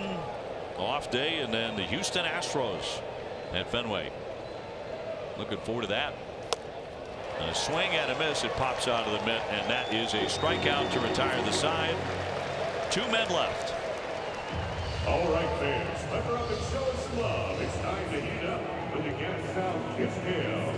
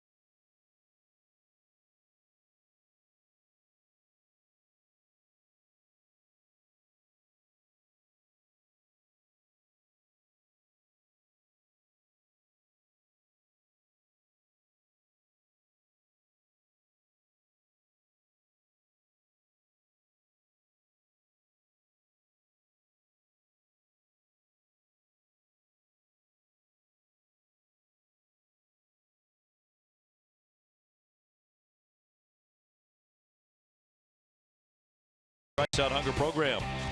Southwest Airlines, low fares, no hidden fees. That's transparency. And by your local Buick dealer. Sox in front 5-1 in Atlanta. Great to have you with us tonight. Dave O'Brien, Steve Lyons, and Garen Austin. New pitcher coming on already. That's 3 relievers now for Atlanta. This is Kyle Wright. Just brought him up from AAA on September 1. His first stint on the active roster. And Rene Rivera is their new catcher.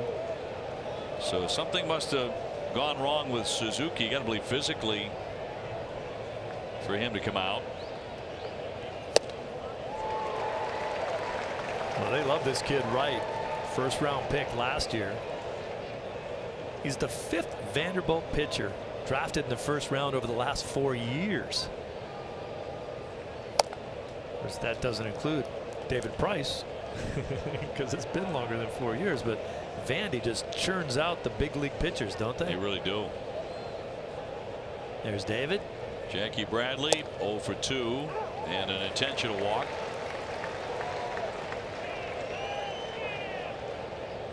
Five runs on 7 hits for Boston. 1 run, only 3 hits for Atlanta. Braves are very fortunate the game is even this close because the Red Sox have left 10 men on base. Bat goes flying on the swing and a miss. Tom Goodwin had to go running out of the way on that bat toss. Strike 3. Well, try not to watch the bat toss because what you should be watching is a wicked slider. Look at that. There goes the bat. We'll show you that one. Get out of the way, T-Good. Tom could have cared less about the nasty slider. Because he didn't have to hit it. Getting out of the way, that bat was job 1.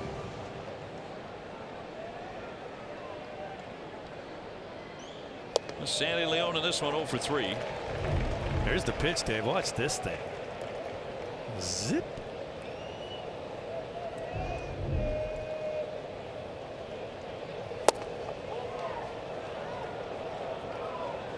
Showing the entire arsenal there. He's good hard fastball, mid-90s, nasty slider, nice little change up right there. 1-2.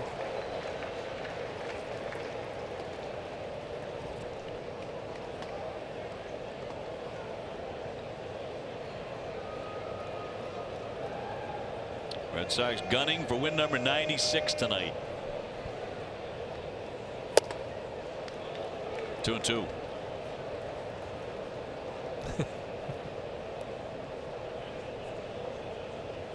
Georgia fan. Fan of the Dogs.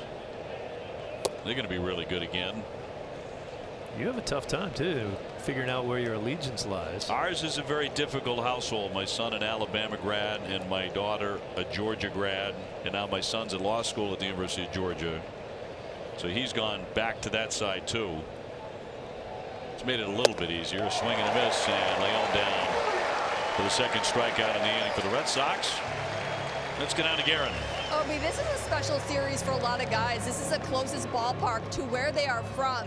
Mitch Moreland, Mookie Betts had large groups here, and former Brave Craig Kimbrell had a suite with over 80 people, and this was the first time that some of his family members got to meet his daughter Lydia. He was telling me that it's always great to be back in Atlanta, see some familiar faces, and he'd seen renderings of the ballpark, but he was excited to finally be here. And guys, during batting practice, there was a huge group of Gamecock fans here supporting Jackie Bradley Jr. The Red Sox fans this series have really been enthusiastic.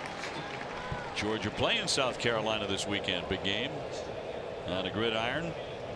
Garen, thank you very much. And the game is in Columbia, by the way.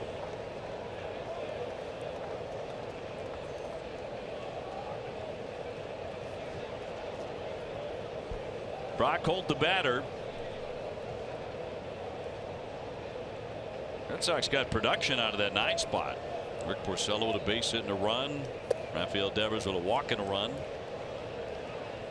And now Brock Holt, quite an honor today as he was nominated for the Roberto Clemente Award.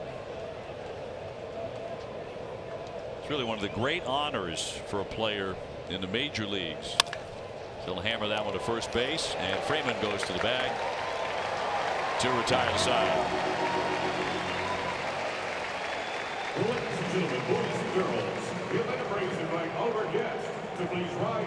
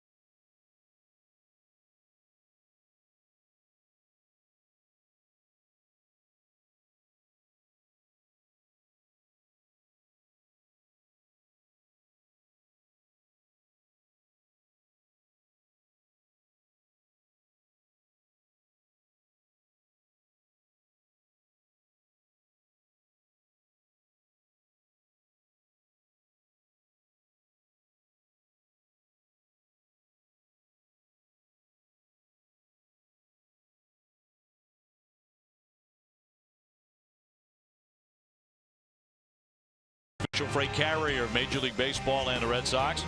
Exciting games, tasty dining, great live shows. Enjoy it all at Plain Ridge Park Casino and by your local New England Ford dealers. In Atlanta, Red Sox trying to make it 2 for 2 here and in good shape right now. As we go to the bottom of the 7th, leading 5-1. Joe Kelly, the newest man on the mound. And Rivera will hit for the first time since he came on to catch. Then Acuna and Inciarte for the Braves.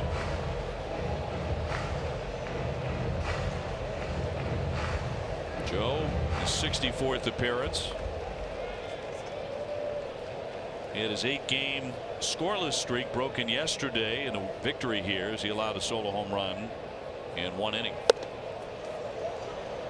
Albies took him deep in that one. But Joe with a 1.53 ERA in his last 18 games.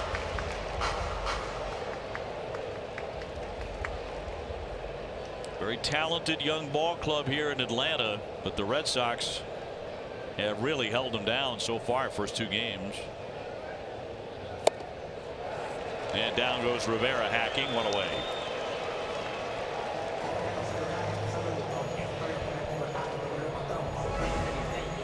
Joe Kelly showing you his arsenal that he can use. That's one of the best weapons he's got. Fastball up in the zone. Amica Insurance, great service, great coverage, and a great price for auto, home, and life insurance. 1 down for Acuna, who's gone 0 for 3.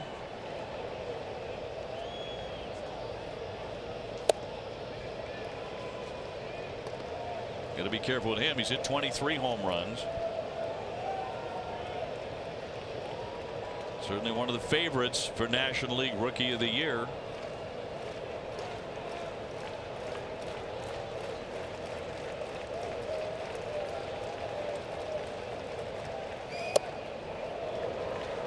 .98 past him. We've seen a couple of the favorites over the last couple of weeks down in Miami with Anderson. He's also had an outstanding season for them.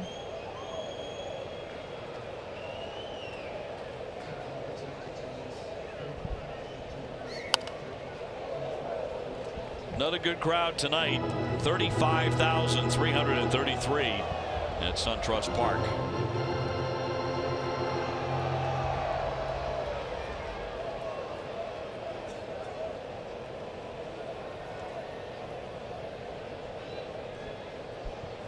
Kelly looking to make it back-to-back whiffs, and 1-2.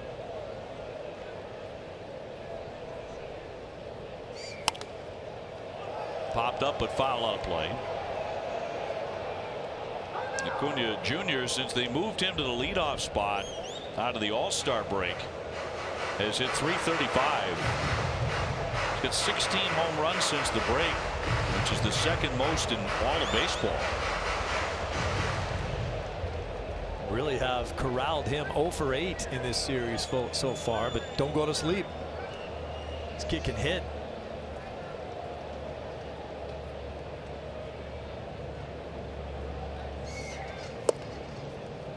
Two and two. Inciarte on deck. Rick Porcello threw exactly 100 pitches tonight, 5 innings. He can win the game. He allowed only 2 hits, struck out 5.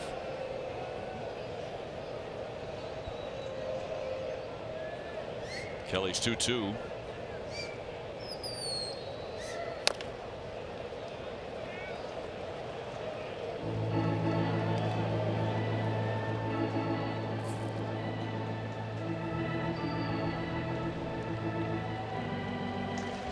No shift at all from the Red Sox defense. I think tonight is one of the few games we have seen where there hasn't been an abundance of shifting tonight. Slightly to the left-hand side. Fouled off again. Now Kinsler's going to wander up the middle a little bit farther.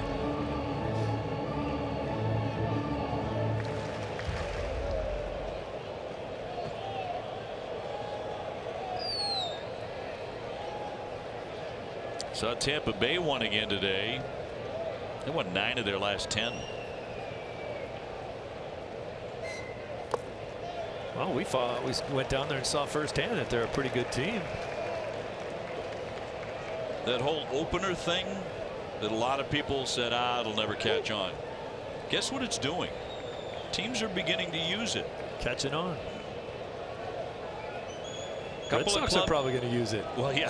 Chris Sale said, I want to be called the opener when I finally get back in there, which will be at some point on the next homestand. And kind of jerked that one down and away, so he walked him. Acuna will take ball 4. And a guy who will steal a base. Score is 5-1, but we'll see. Ace Ticket has the best seats to all Red Sox games and concerts at Fenway. Prices and service better than you can imagine. Visit aceticket.com today.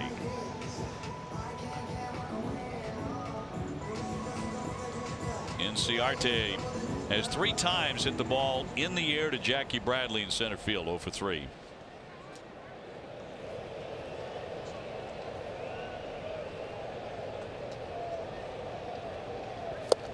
And a wave and a miss for strike 1. A changeup disappearing on him.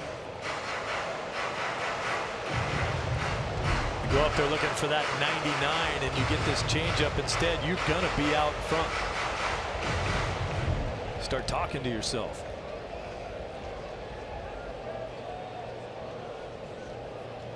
One out, one on. Speed at first, not running.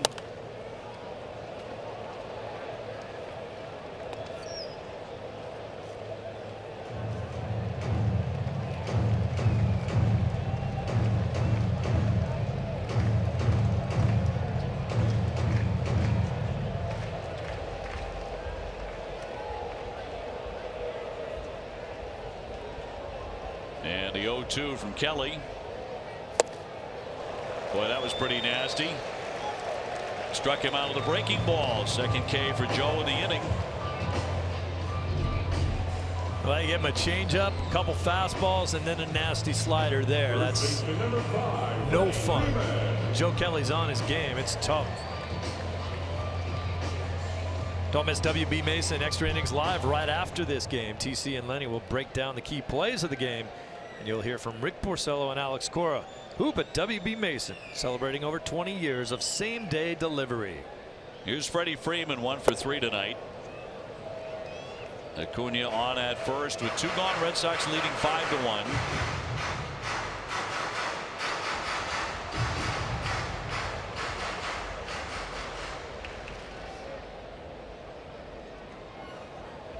Freeman has hit 20 home runs.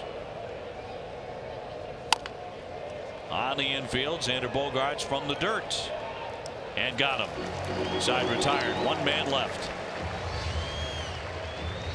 All right, fans, it's time to let down your logs.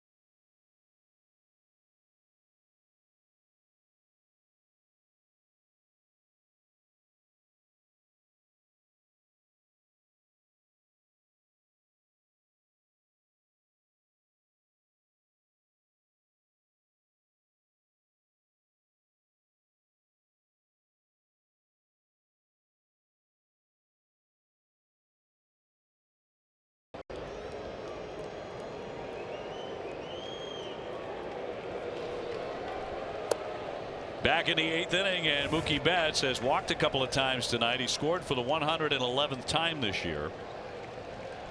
Red Sox leading 5-1. Kinsler on deck, and then JD Martinez. Great to see the Hall of Famer Don Sutton, one of the longtime voices of the Atlanta Braves, just popped in to say hello. Appeal at first base and no swing, says first base umpire Timmons. We will have the plate at noon tomorrow. Ryan Brazier getting going in the Sox pen. Now a fly ball into right field coming on Markakis. And a routine play for the out. Time for Built for Baseball now, presented by T-Mobile. The Red Sox score some of the runs here. Rick Porcello with the base hit into the opposite field. That got things going.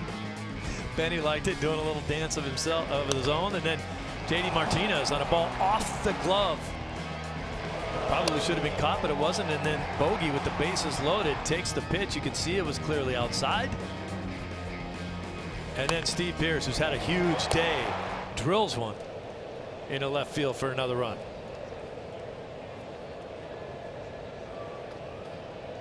So 3 hits and a walk and 3 RBIs for Steve Pearce. He's been the brightest star tonight. Kinsler was yesterday. That is the way it's been for the Red Sox of 2018.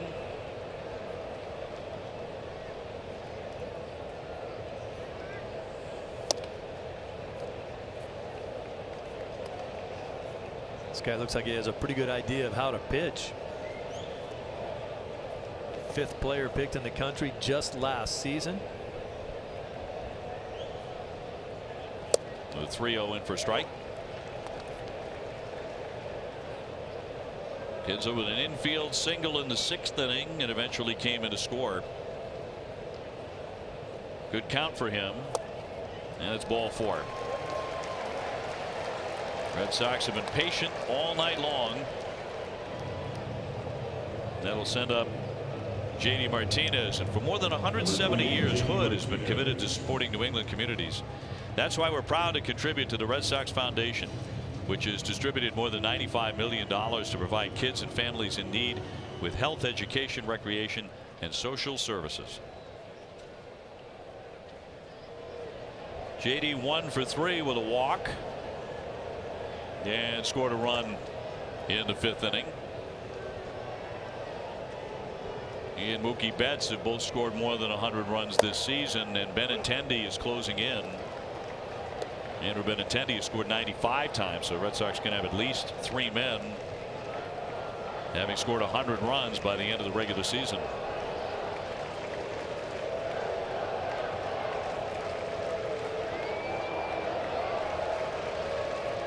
Wright's 0-1.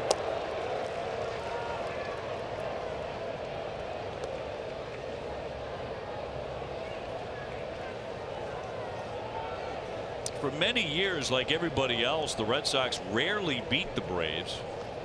Through 2004, Boston was 11-22 against Atlanta. Totally different story since 05. Red Sox have dominated the series since then, 27-10.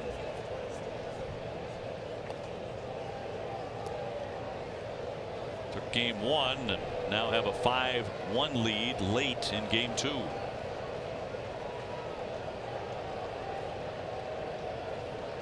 Pretty much have dominated interleague play.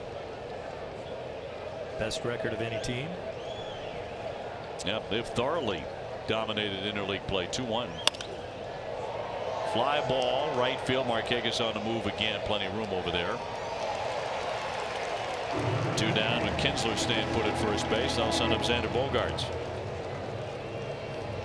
The MLB.TV is now available at a lower price. For $49.99, watch every out-of-market regular season game, plus get a free subscription to MLB At Bat Premium. Blackout and other restrictions do apply. Visit MLB.TV for details. I told you Brazier was warming up in the bullpen, and now Bobby Pointer has joined him. The lefty part of the September call-ups. Well, Xander's had another good night. He's doubled. He's walked with the bases loaded to pick up his 89th RBI, and he's walked again. He also ripped the line drive in the 2nd inning that was caught by Camargo, the 3rd baseman. 282 and 19 homers, and his next RBI is a new career high.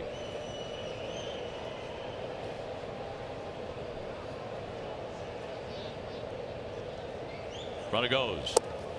Inside pitch, throw now, won't get him. Kinsler with the theft. He steals second base here with 2 down. Kinsler's pretty sneaky. He picks his times well. He got a little walking lead there. Nobody stopped him, so he just kept going. This play's not close.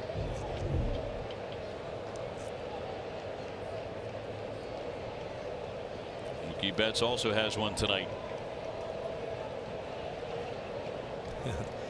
They didn't even bother throwing on the ball down to Mookie. No, he went in standing up in the 3rd inning for his 27th.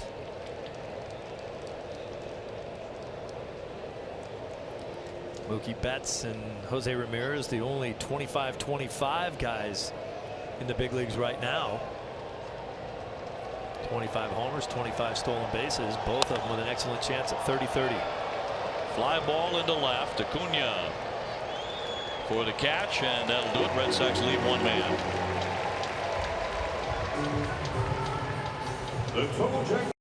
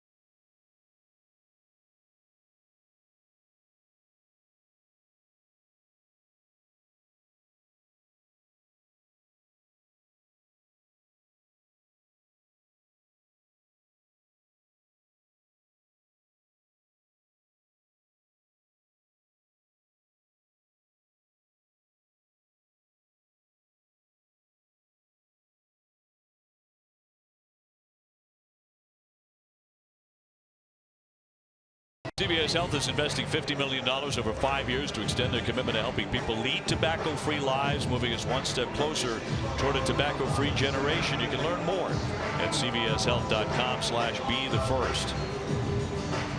Ryan Brazier out there now for the 8th inning. Red Sox leading 5-1 here in Atlanta. It was a little bit shaky yesterday, but got the first 2 outs of the 7th inning.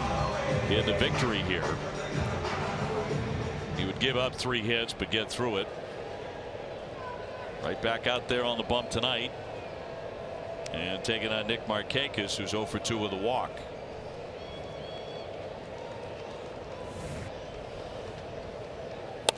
And fouled away strike 1.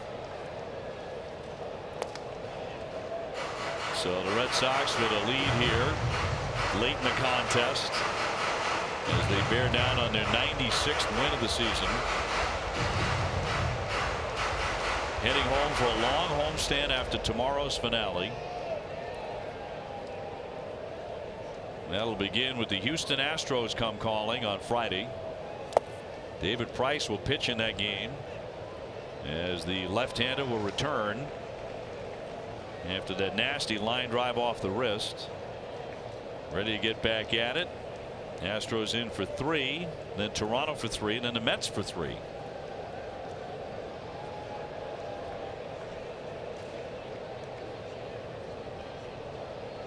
Activity in the bullpen for Atlanta. Brad Brock, the right-hander.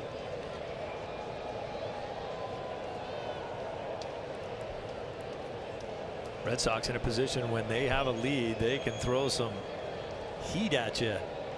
Late in the game, we just saw Joe Kelly bring in at 99. This guy runs it up there 97, 98. That'll be a base hit into right center. So Markakis is on to begin the 8th inning here against Brazier. Check out what events are coming up at Foxwoods Resort Casino now. September 7th, Allison Krauss.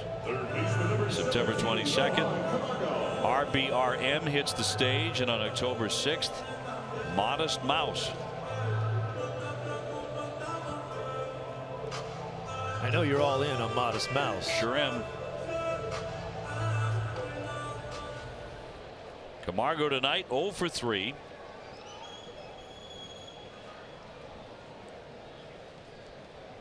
Nobody out, 1 aboard, and a wave and a miss. He was absolutely looking fastball on that first one. Took a lot off of that breaking ball. Camargo laughing at himself.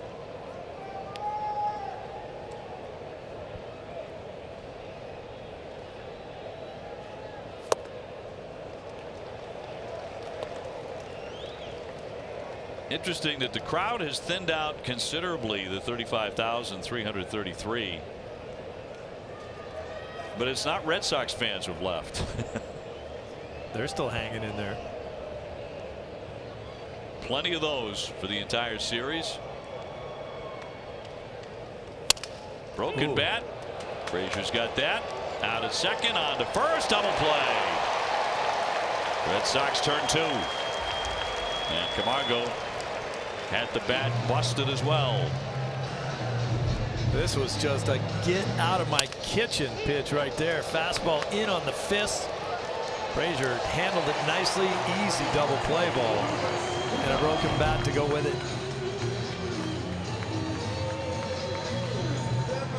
So just like that, 2 gone. Sometimes it's easy for a pitcher to turn and rush that throw. Brazier took an extra little crow hop just to set his feet and make sure that he made a good throw on to second base. He knew he had time. Lucas Duda will climb in as pinch hitter. Red Sox up 5-1 here in the 8th inning.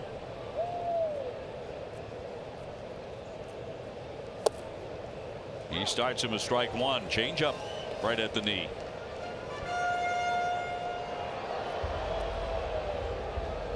So another night where the Red Sox are piecing it together. They did that to the nth degree yesterday at Labor Day, using 8 different pitchers to win it 8-2. Alex Cora going deep into that pen, and it worked very well. Brazier, the 3rd man out of the pen tonight. last night he had to use so many guys out of the pen because he absolutely had to. Eovaldi didn't have the good stuff. Tonight Porcello went just 5. You're hoping to get more out of him, and then tomorrow you're hoping for a long outing out of David Price, even though he's coming back off of a wicked line drive off of that wrist. 0-2 to Duda. Cut on and miss. Down he goes. That was 97 in tight. And Brazier faces only 3 men in the 8th.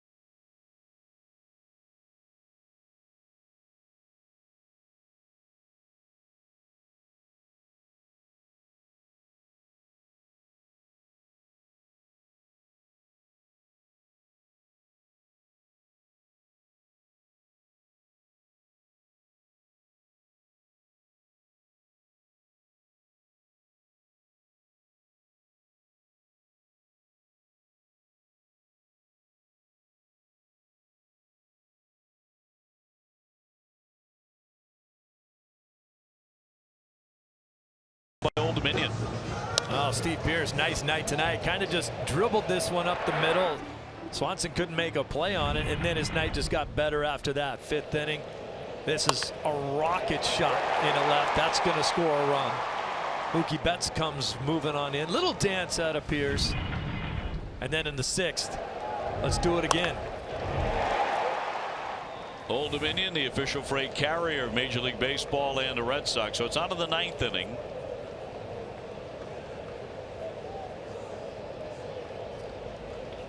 Brad Brock now taking over on the mound for the Braves. It'll be Pierce, Nunez, and Bradley. Red Sox ahead 5-1. So Steve up to 295 with a 3 RBI night. And he'll tag that one foul out of play.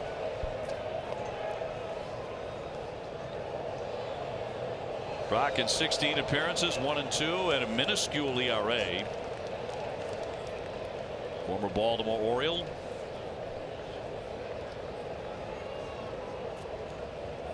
He was acquired on the 29th of July from the Orioles, as they sought to beef up the bullpen here in Atlanta, and he's been very good.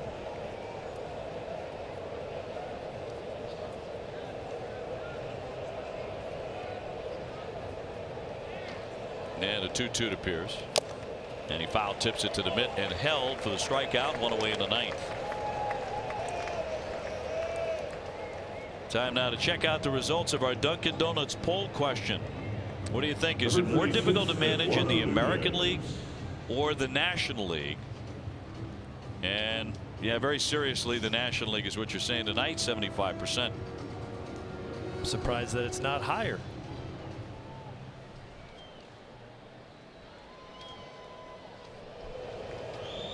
Eduardo Nunez tonight 0 for 4 with an RBI. There's a report tonight that prior to the Seattle Mariners game against Baltimore, a fight broke out in the Mariners clubhouse. And that the two key players involved were Gene Segura and Mike Zunino.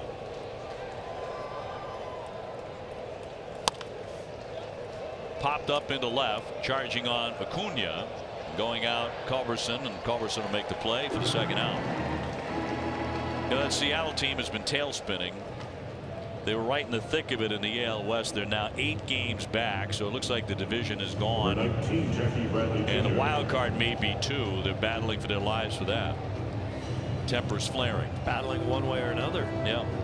Battling with themselves, apparently. So hopefully no serious injuries, maybe a black eye.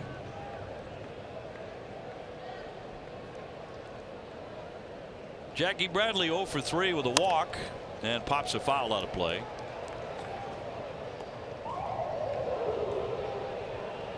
For the Sox tonight, 5 runs, 7 hits, and an error.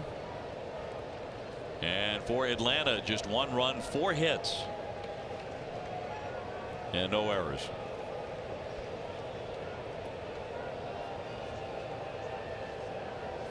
Red Sox pitching has really shut them down. And you and I both know that that's not supposed to be an error up there. Got to believe that'll be changed. Sometimes a phone call is made, official score reconsiders. Next day it magically turns into a hit. Speedway donates $500 to Boston Children's Hospital for every Red Sox home run. Speedway, New England's first choice for value and convenience, and the largest convenience store contributor to Children's Miracle Network hospitals. Jackie trying to come up with a big hit here for the South Carolina contingent that's here.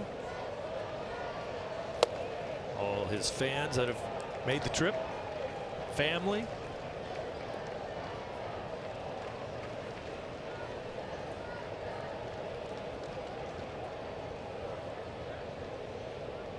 Two from Brock to center field on the move. Inciarte diving ahead, and he can't get it. That will be a base hit. In fact, he wants second. Here's the throw. He's safe. Hanging onto the bag. He had to do a little dance there and hold on with the foot, but he's got himself a hustle double. Well, good for Jackie. It's nice to see this ball drop. Good effort out here, but it just gets under the glove. Kind of strange. You thought the positioning of the glove, the ball would have gone in there. Jackie gets up here. Now he wants timeout because he didn't want to be pushed off the bag. Timeout.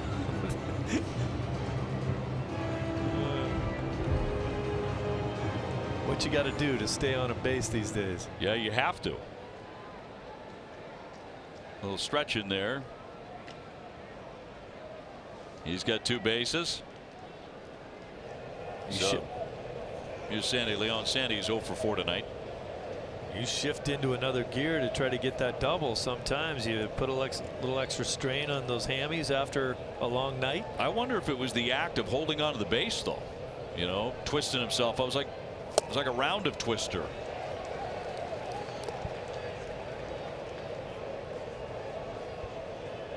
He needed a right hand red there so he could lean back. Yes.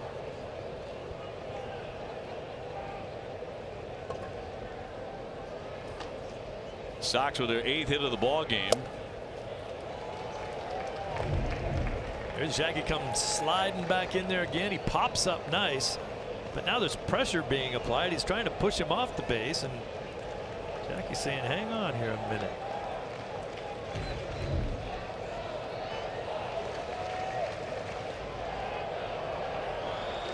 Oh, 0-2 on the slumping Sandy Leon.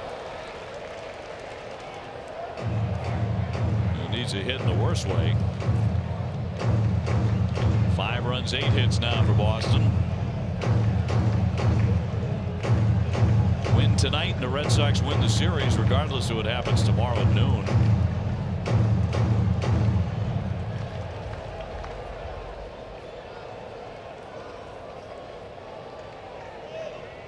Here's the 1-2. And a comebacker off the glove, glancing to the second baseman, and he'll fire on to get him. Always making a play to retire the side. A double, one man left. We go to the bottom of the ninth inning. 5-1 Sox. 1-2 pitch. High fly.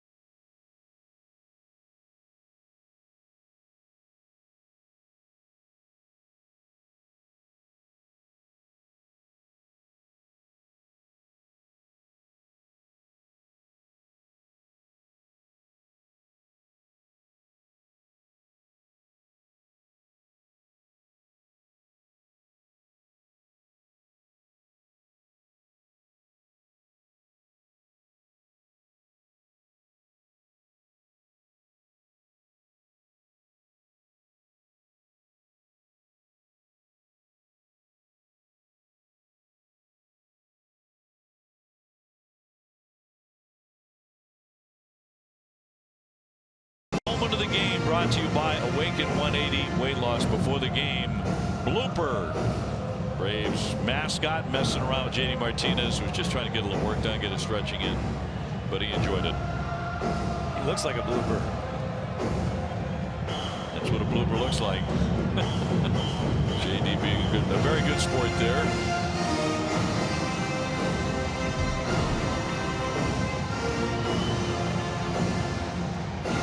So Heath Hembry coming on, and he will become the fourth Red Sox reliever to work in this one.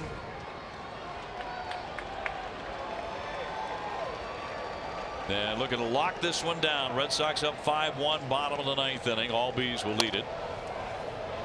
He's reached on an error, struck out, and taken a walk. Albies up there always looking to ambush a fastball. He got one there, but he didn't get it.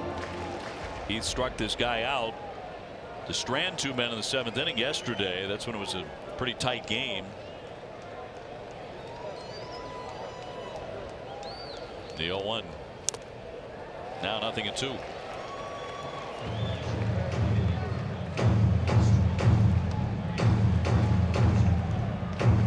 Well, some Kimbrel fans in the stands. Oh, he's got a lot of family here as well. They've got the sign up.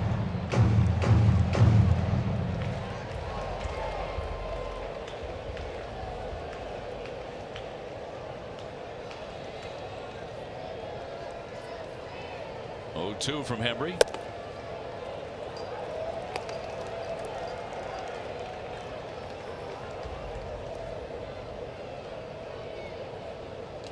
Braves got a number of guys who are well under 6 feet, like Albies, who have had very productive seasons. This guy's got 22 home runs. Has to dance on that one. The game itself has a lot of guys like that that are tremendous baseball players. Some of the best in the game right now are under 6 feet. Albies 5'8", about 165 pounds.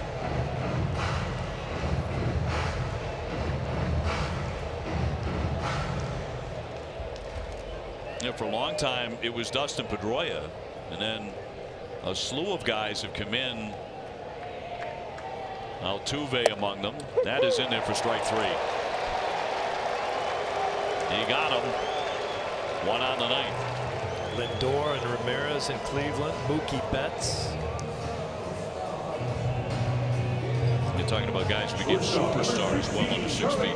Yeah, these are the, you know, you talk about the top 10 best players in the game. Those guys are all in the conversation.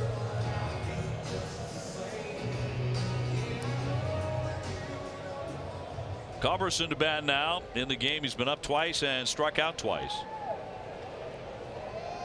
Took over after Dansby Swanson got hit in the head by a pitched ball. Little trickler to third. Nunez up and over. Very quickly, 2 down. Here's our game summary brought to you by Xfinity. Sox up 5-1. Porcello in line to win it. And for Rick, that'd be his 16th win should he get it. Pierce has had an excellent night with 3 RBIs. Newcomb, the kid from Brockton, went 4 and a third. Charged with three earned runs. And right now he would take the loss to the team he followed as a kid growing up in Massachusetts. Here's Rivera with the bases empty, 2 down.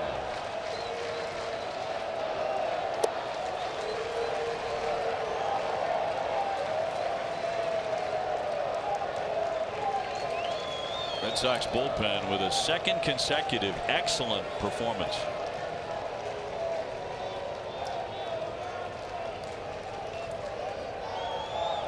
Wright, Kelly, Brazier, Hembry. Guys are starting to round into shape at just the right time. When you talk about the Red Sox having a chance to win a ball game, they can throw some heat at you.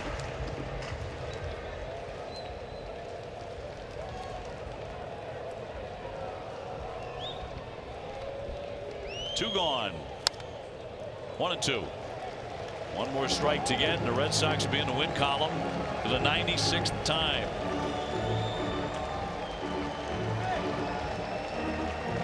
Getting closer and closer to 100 wins.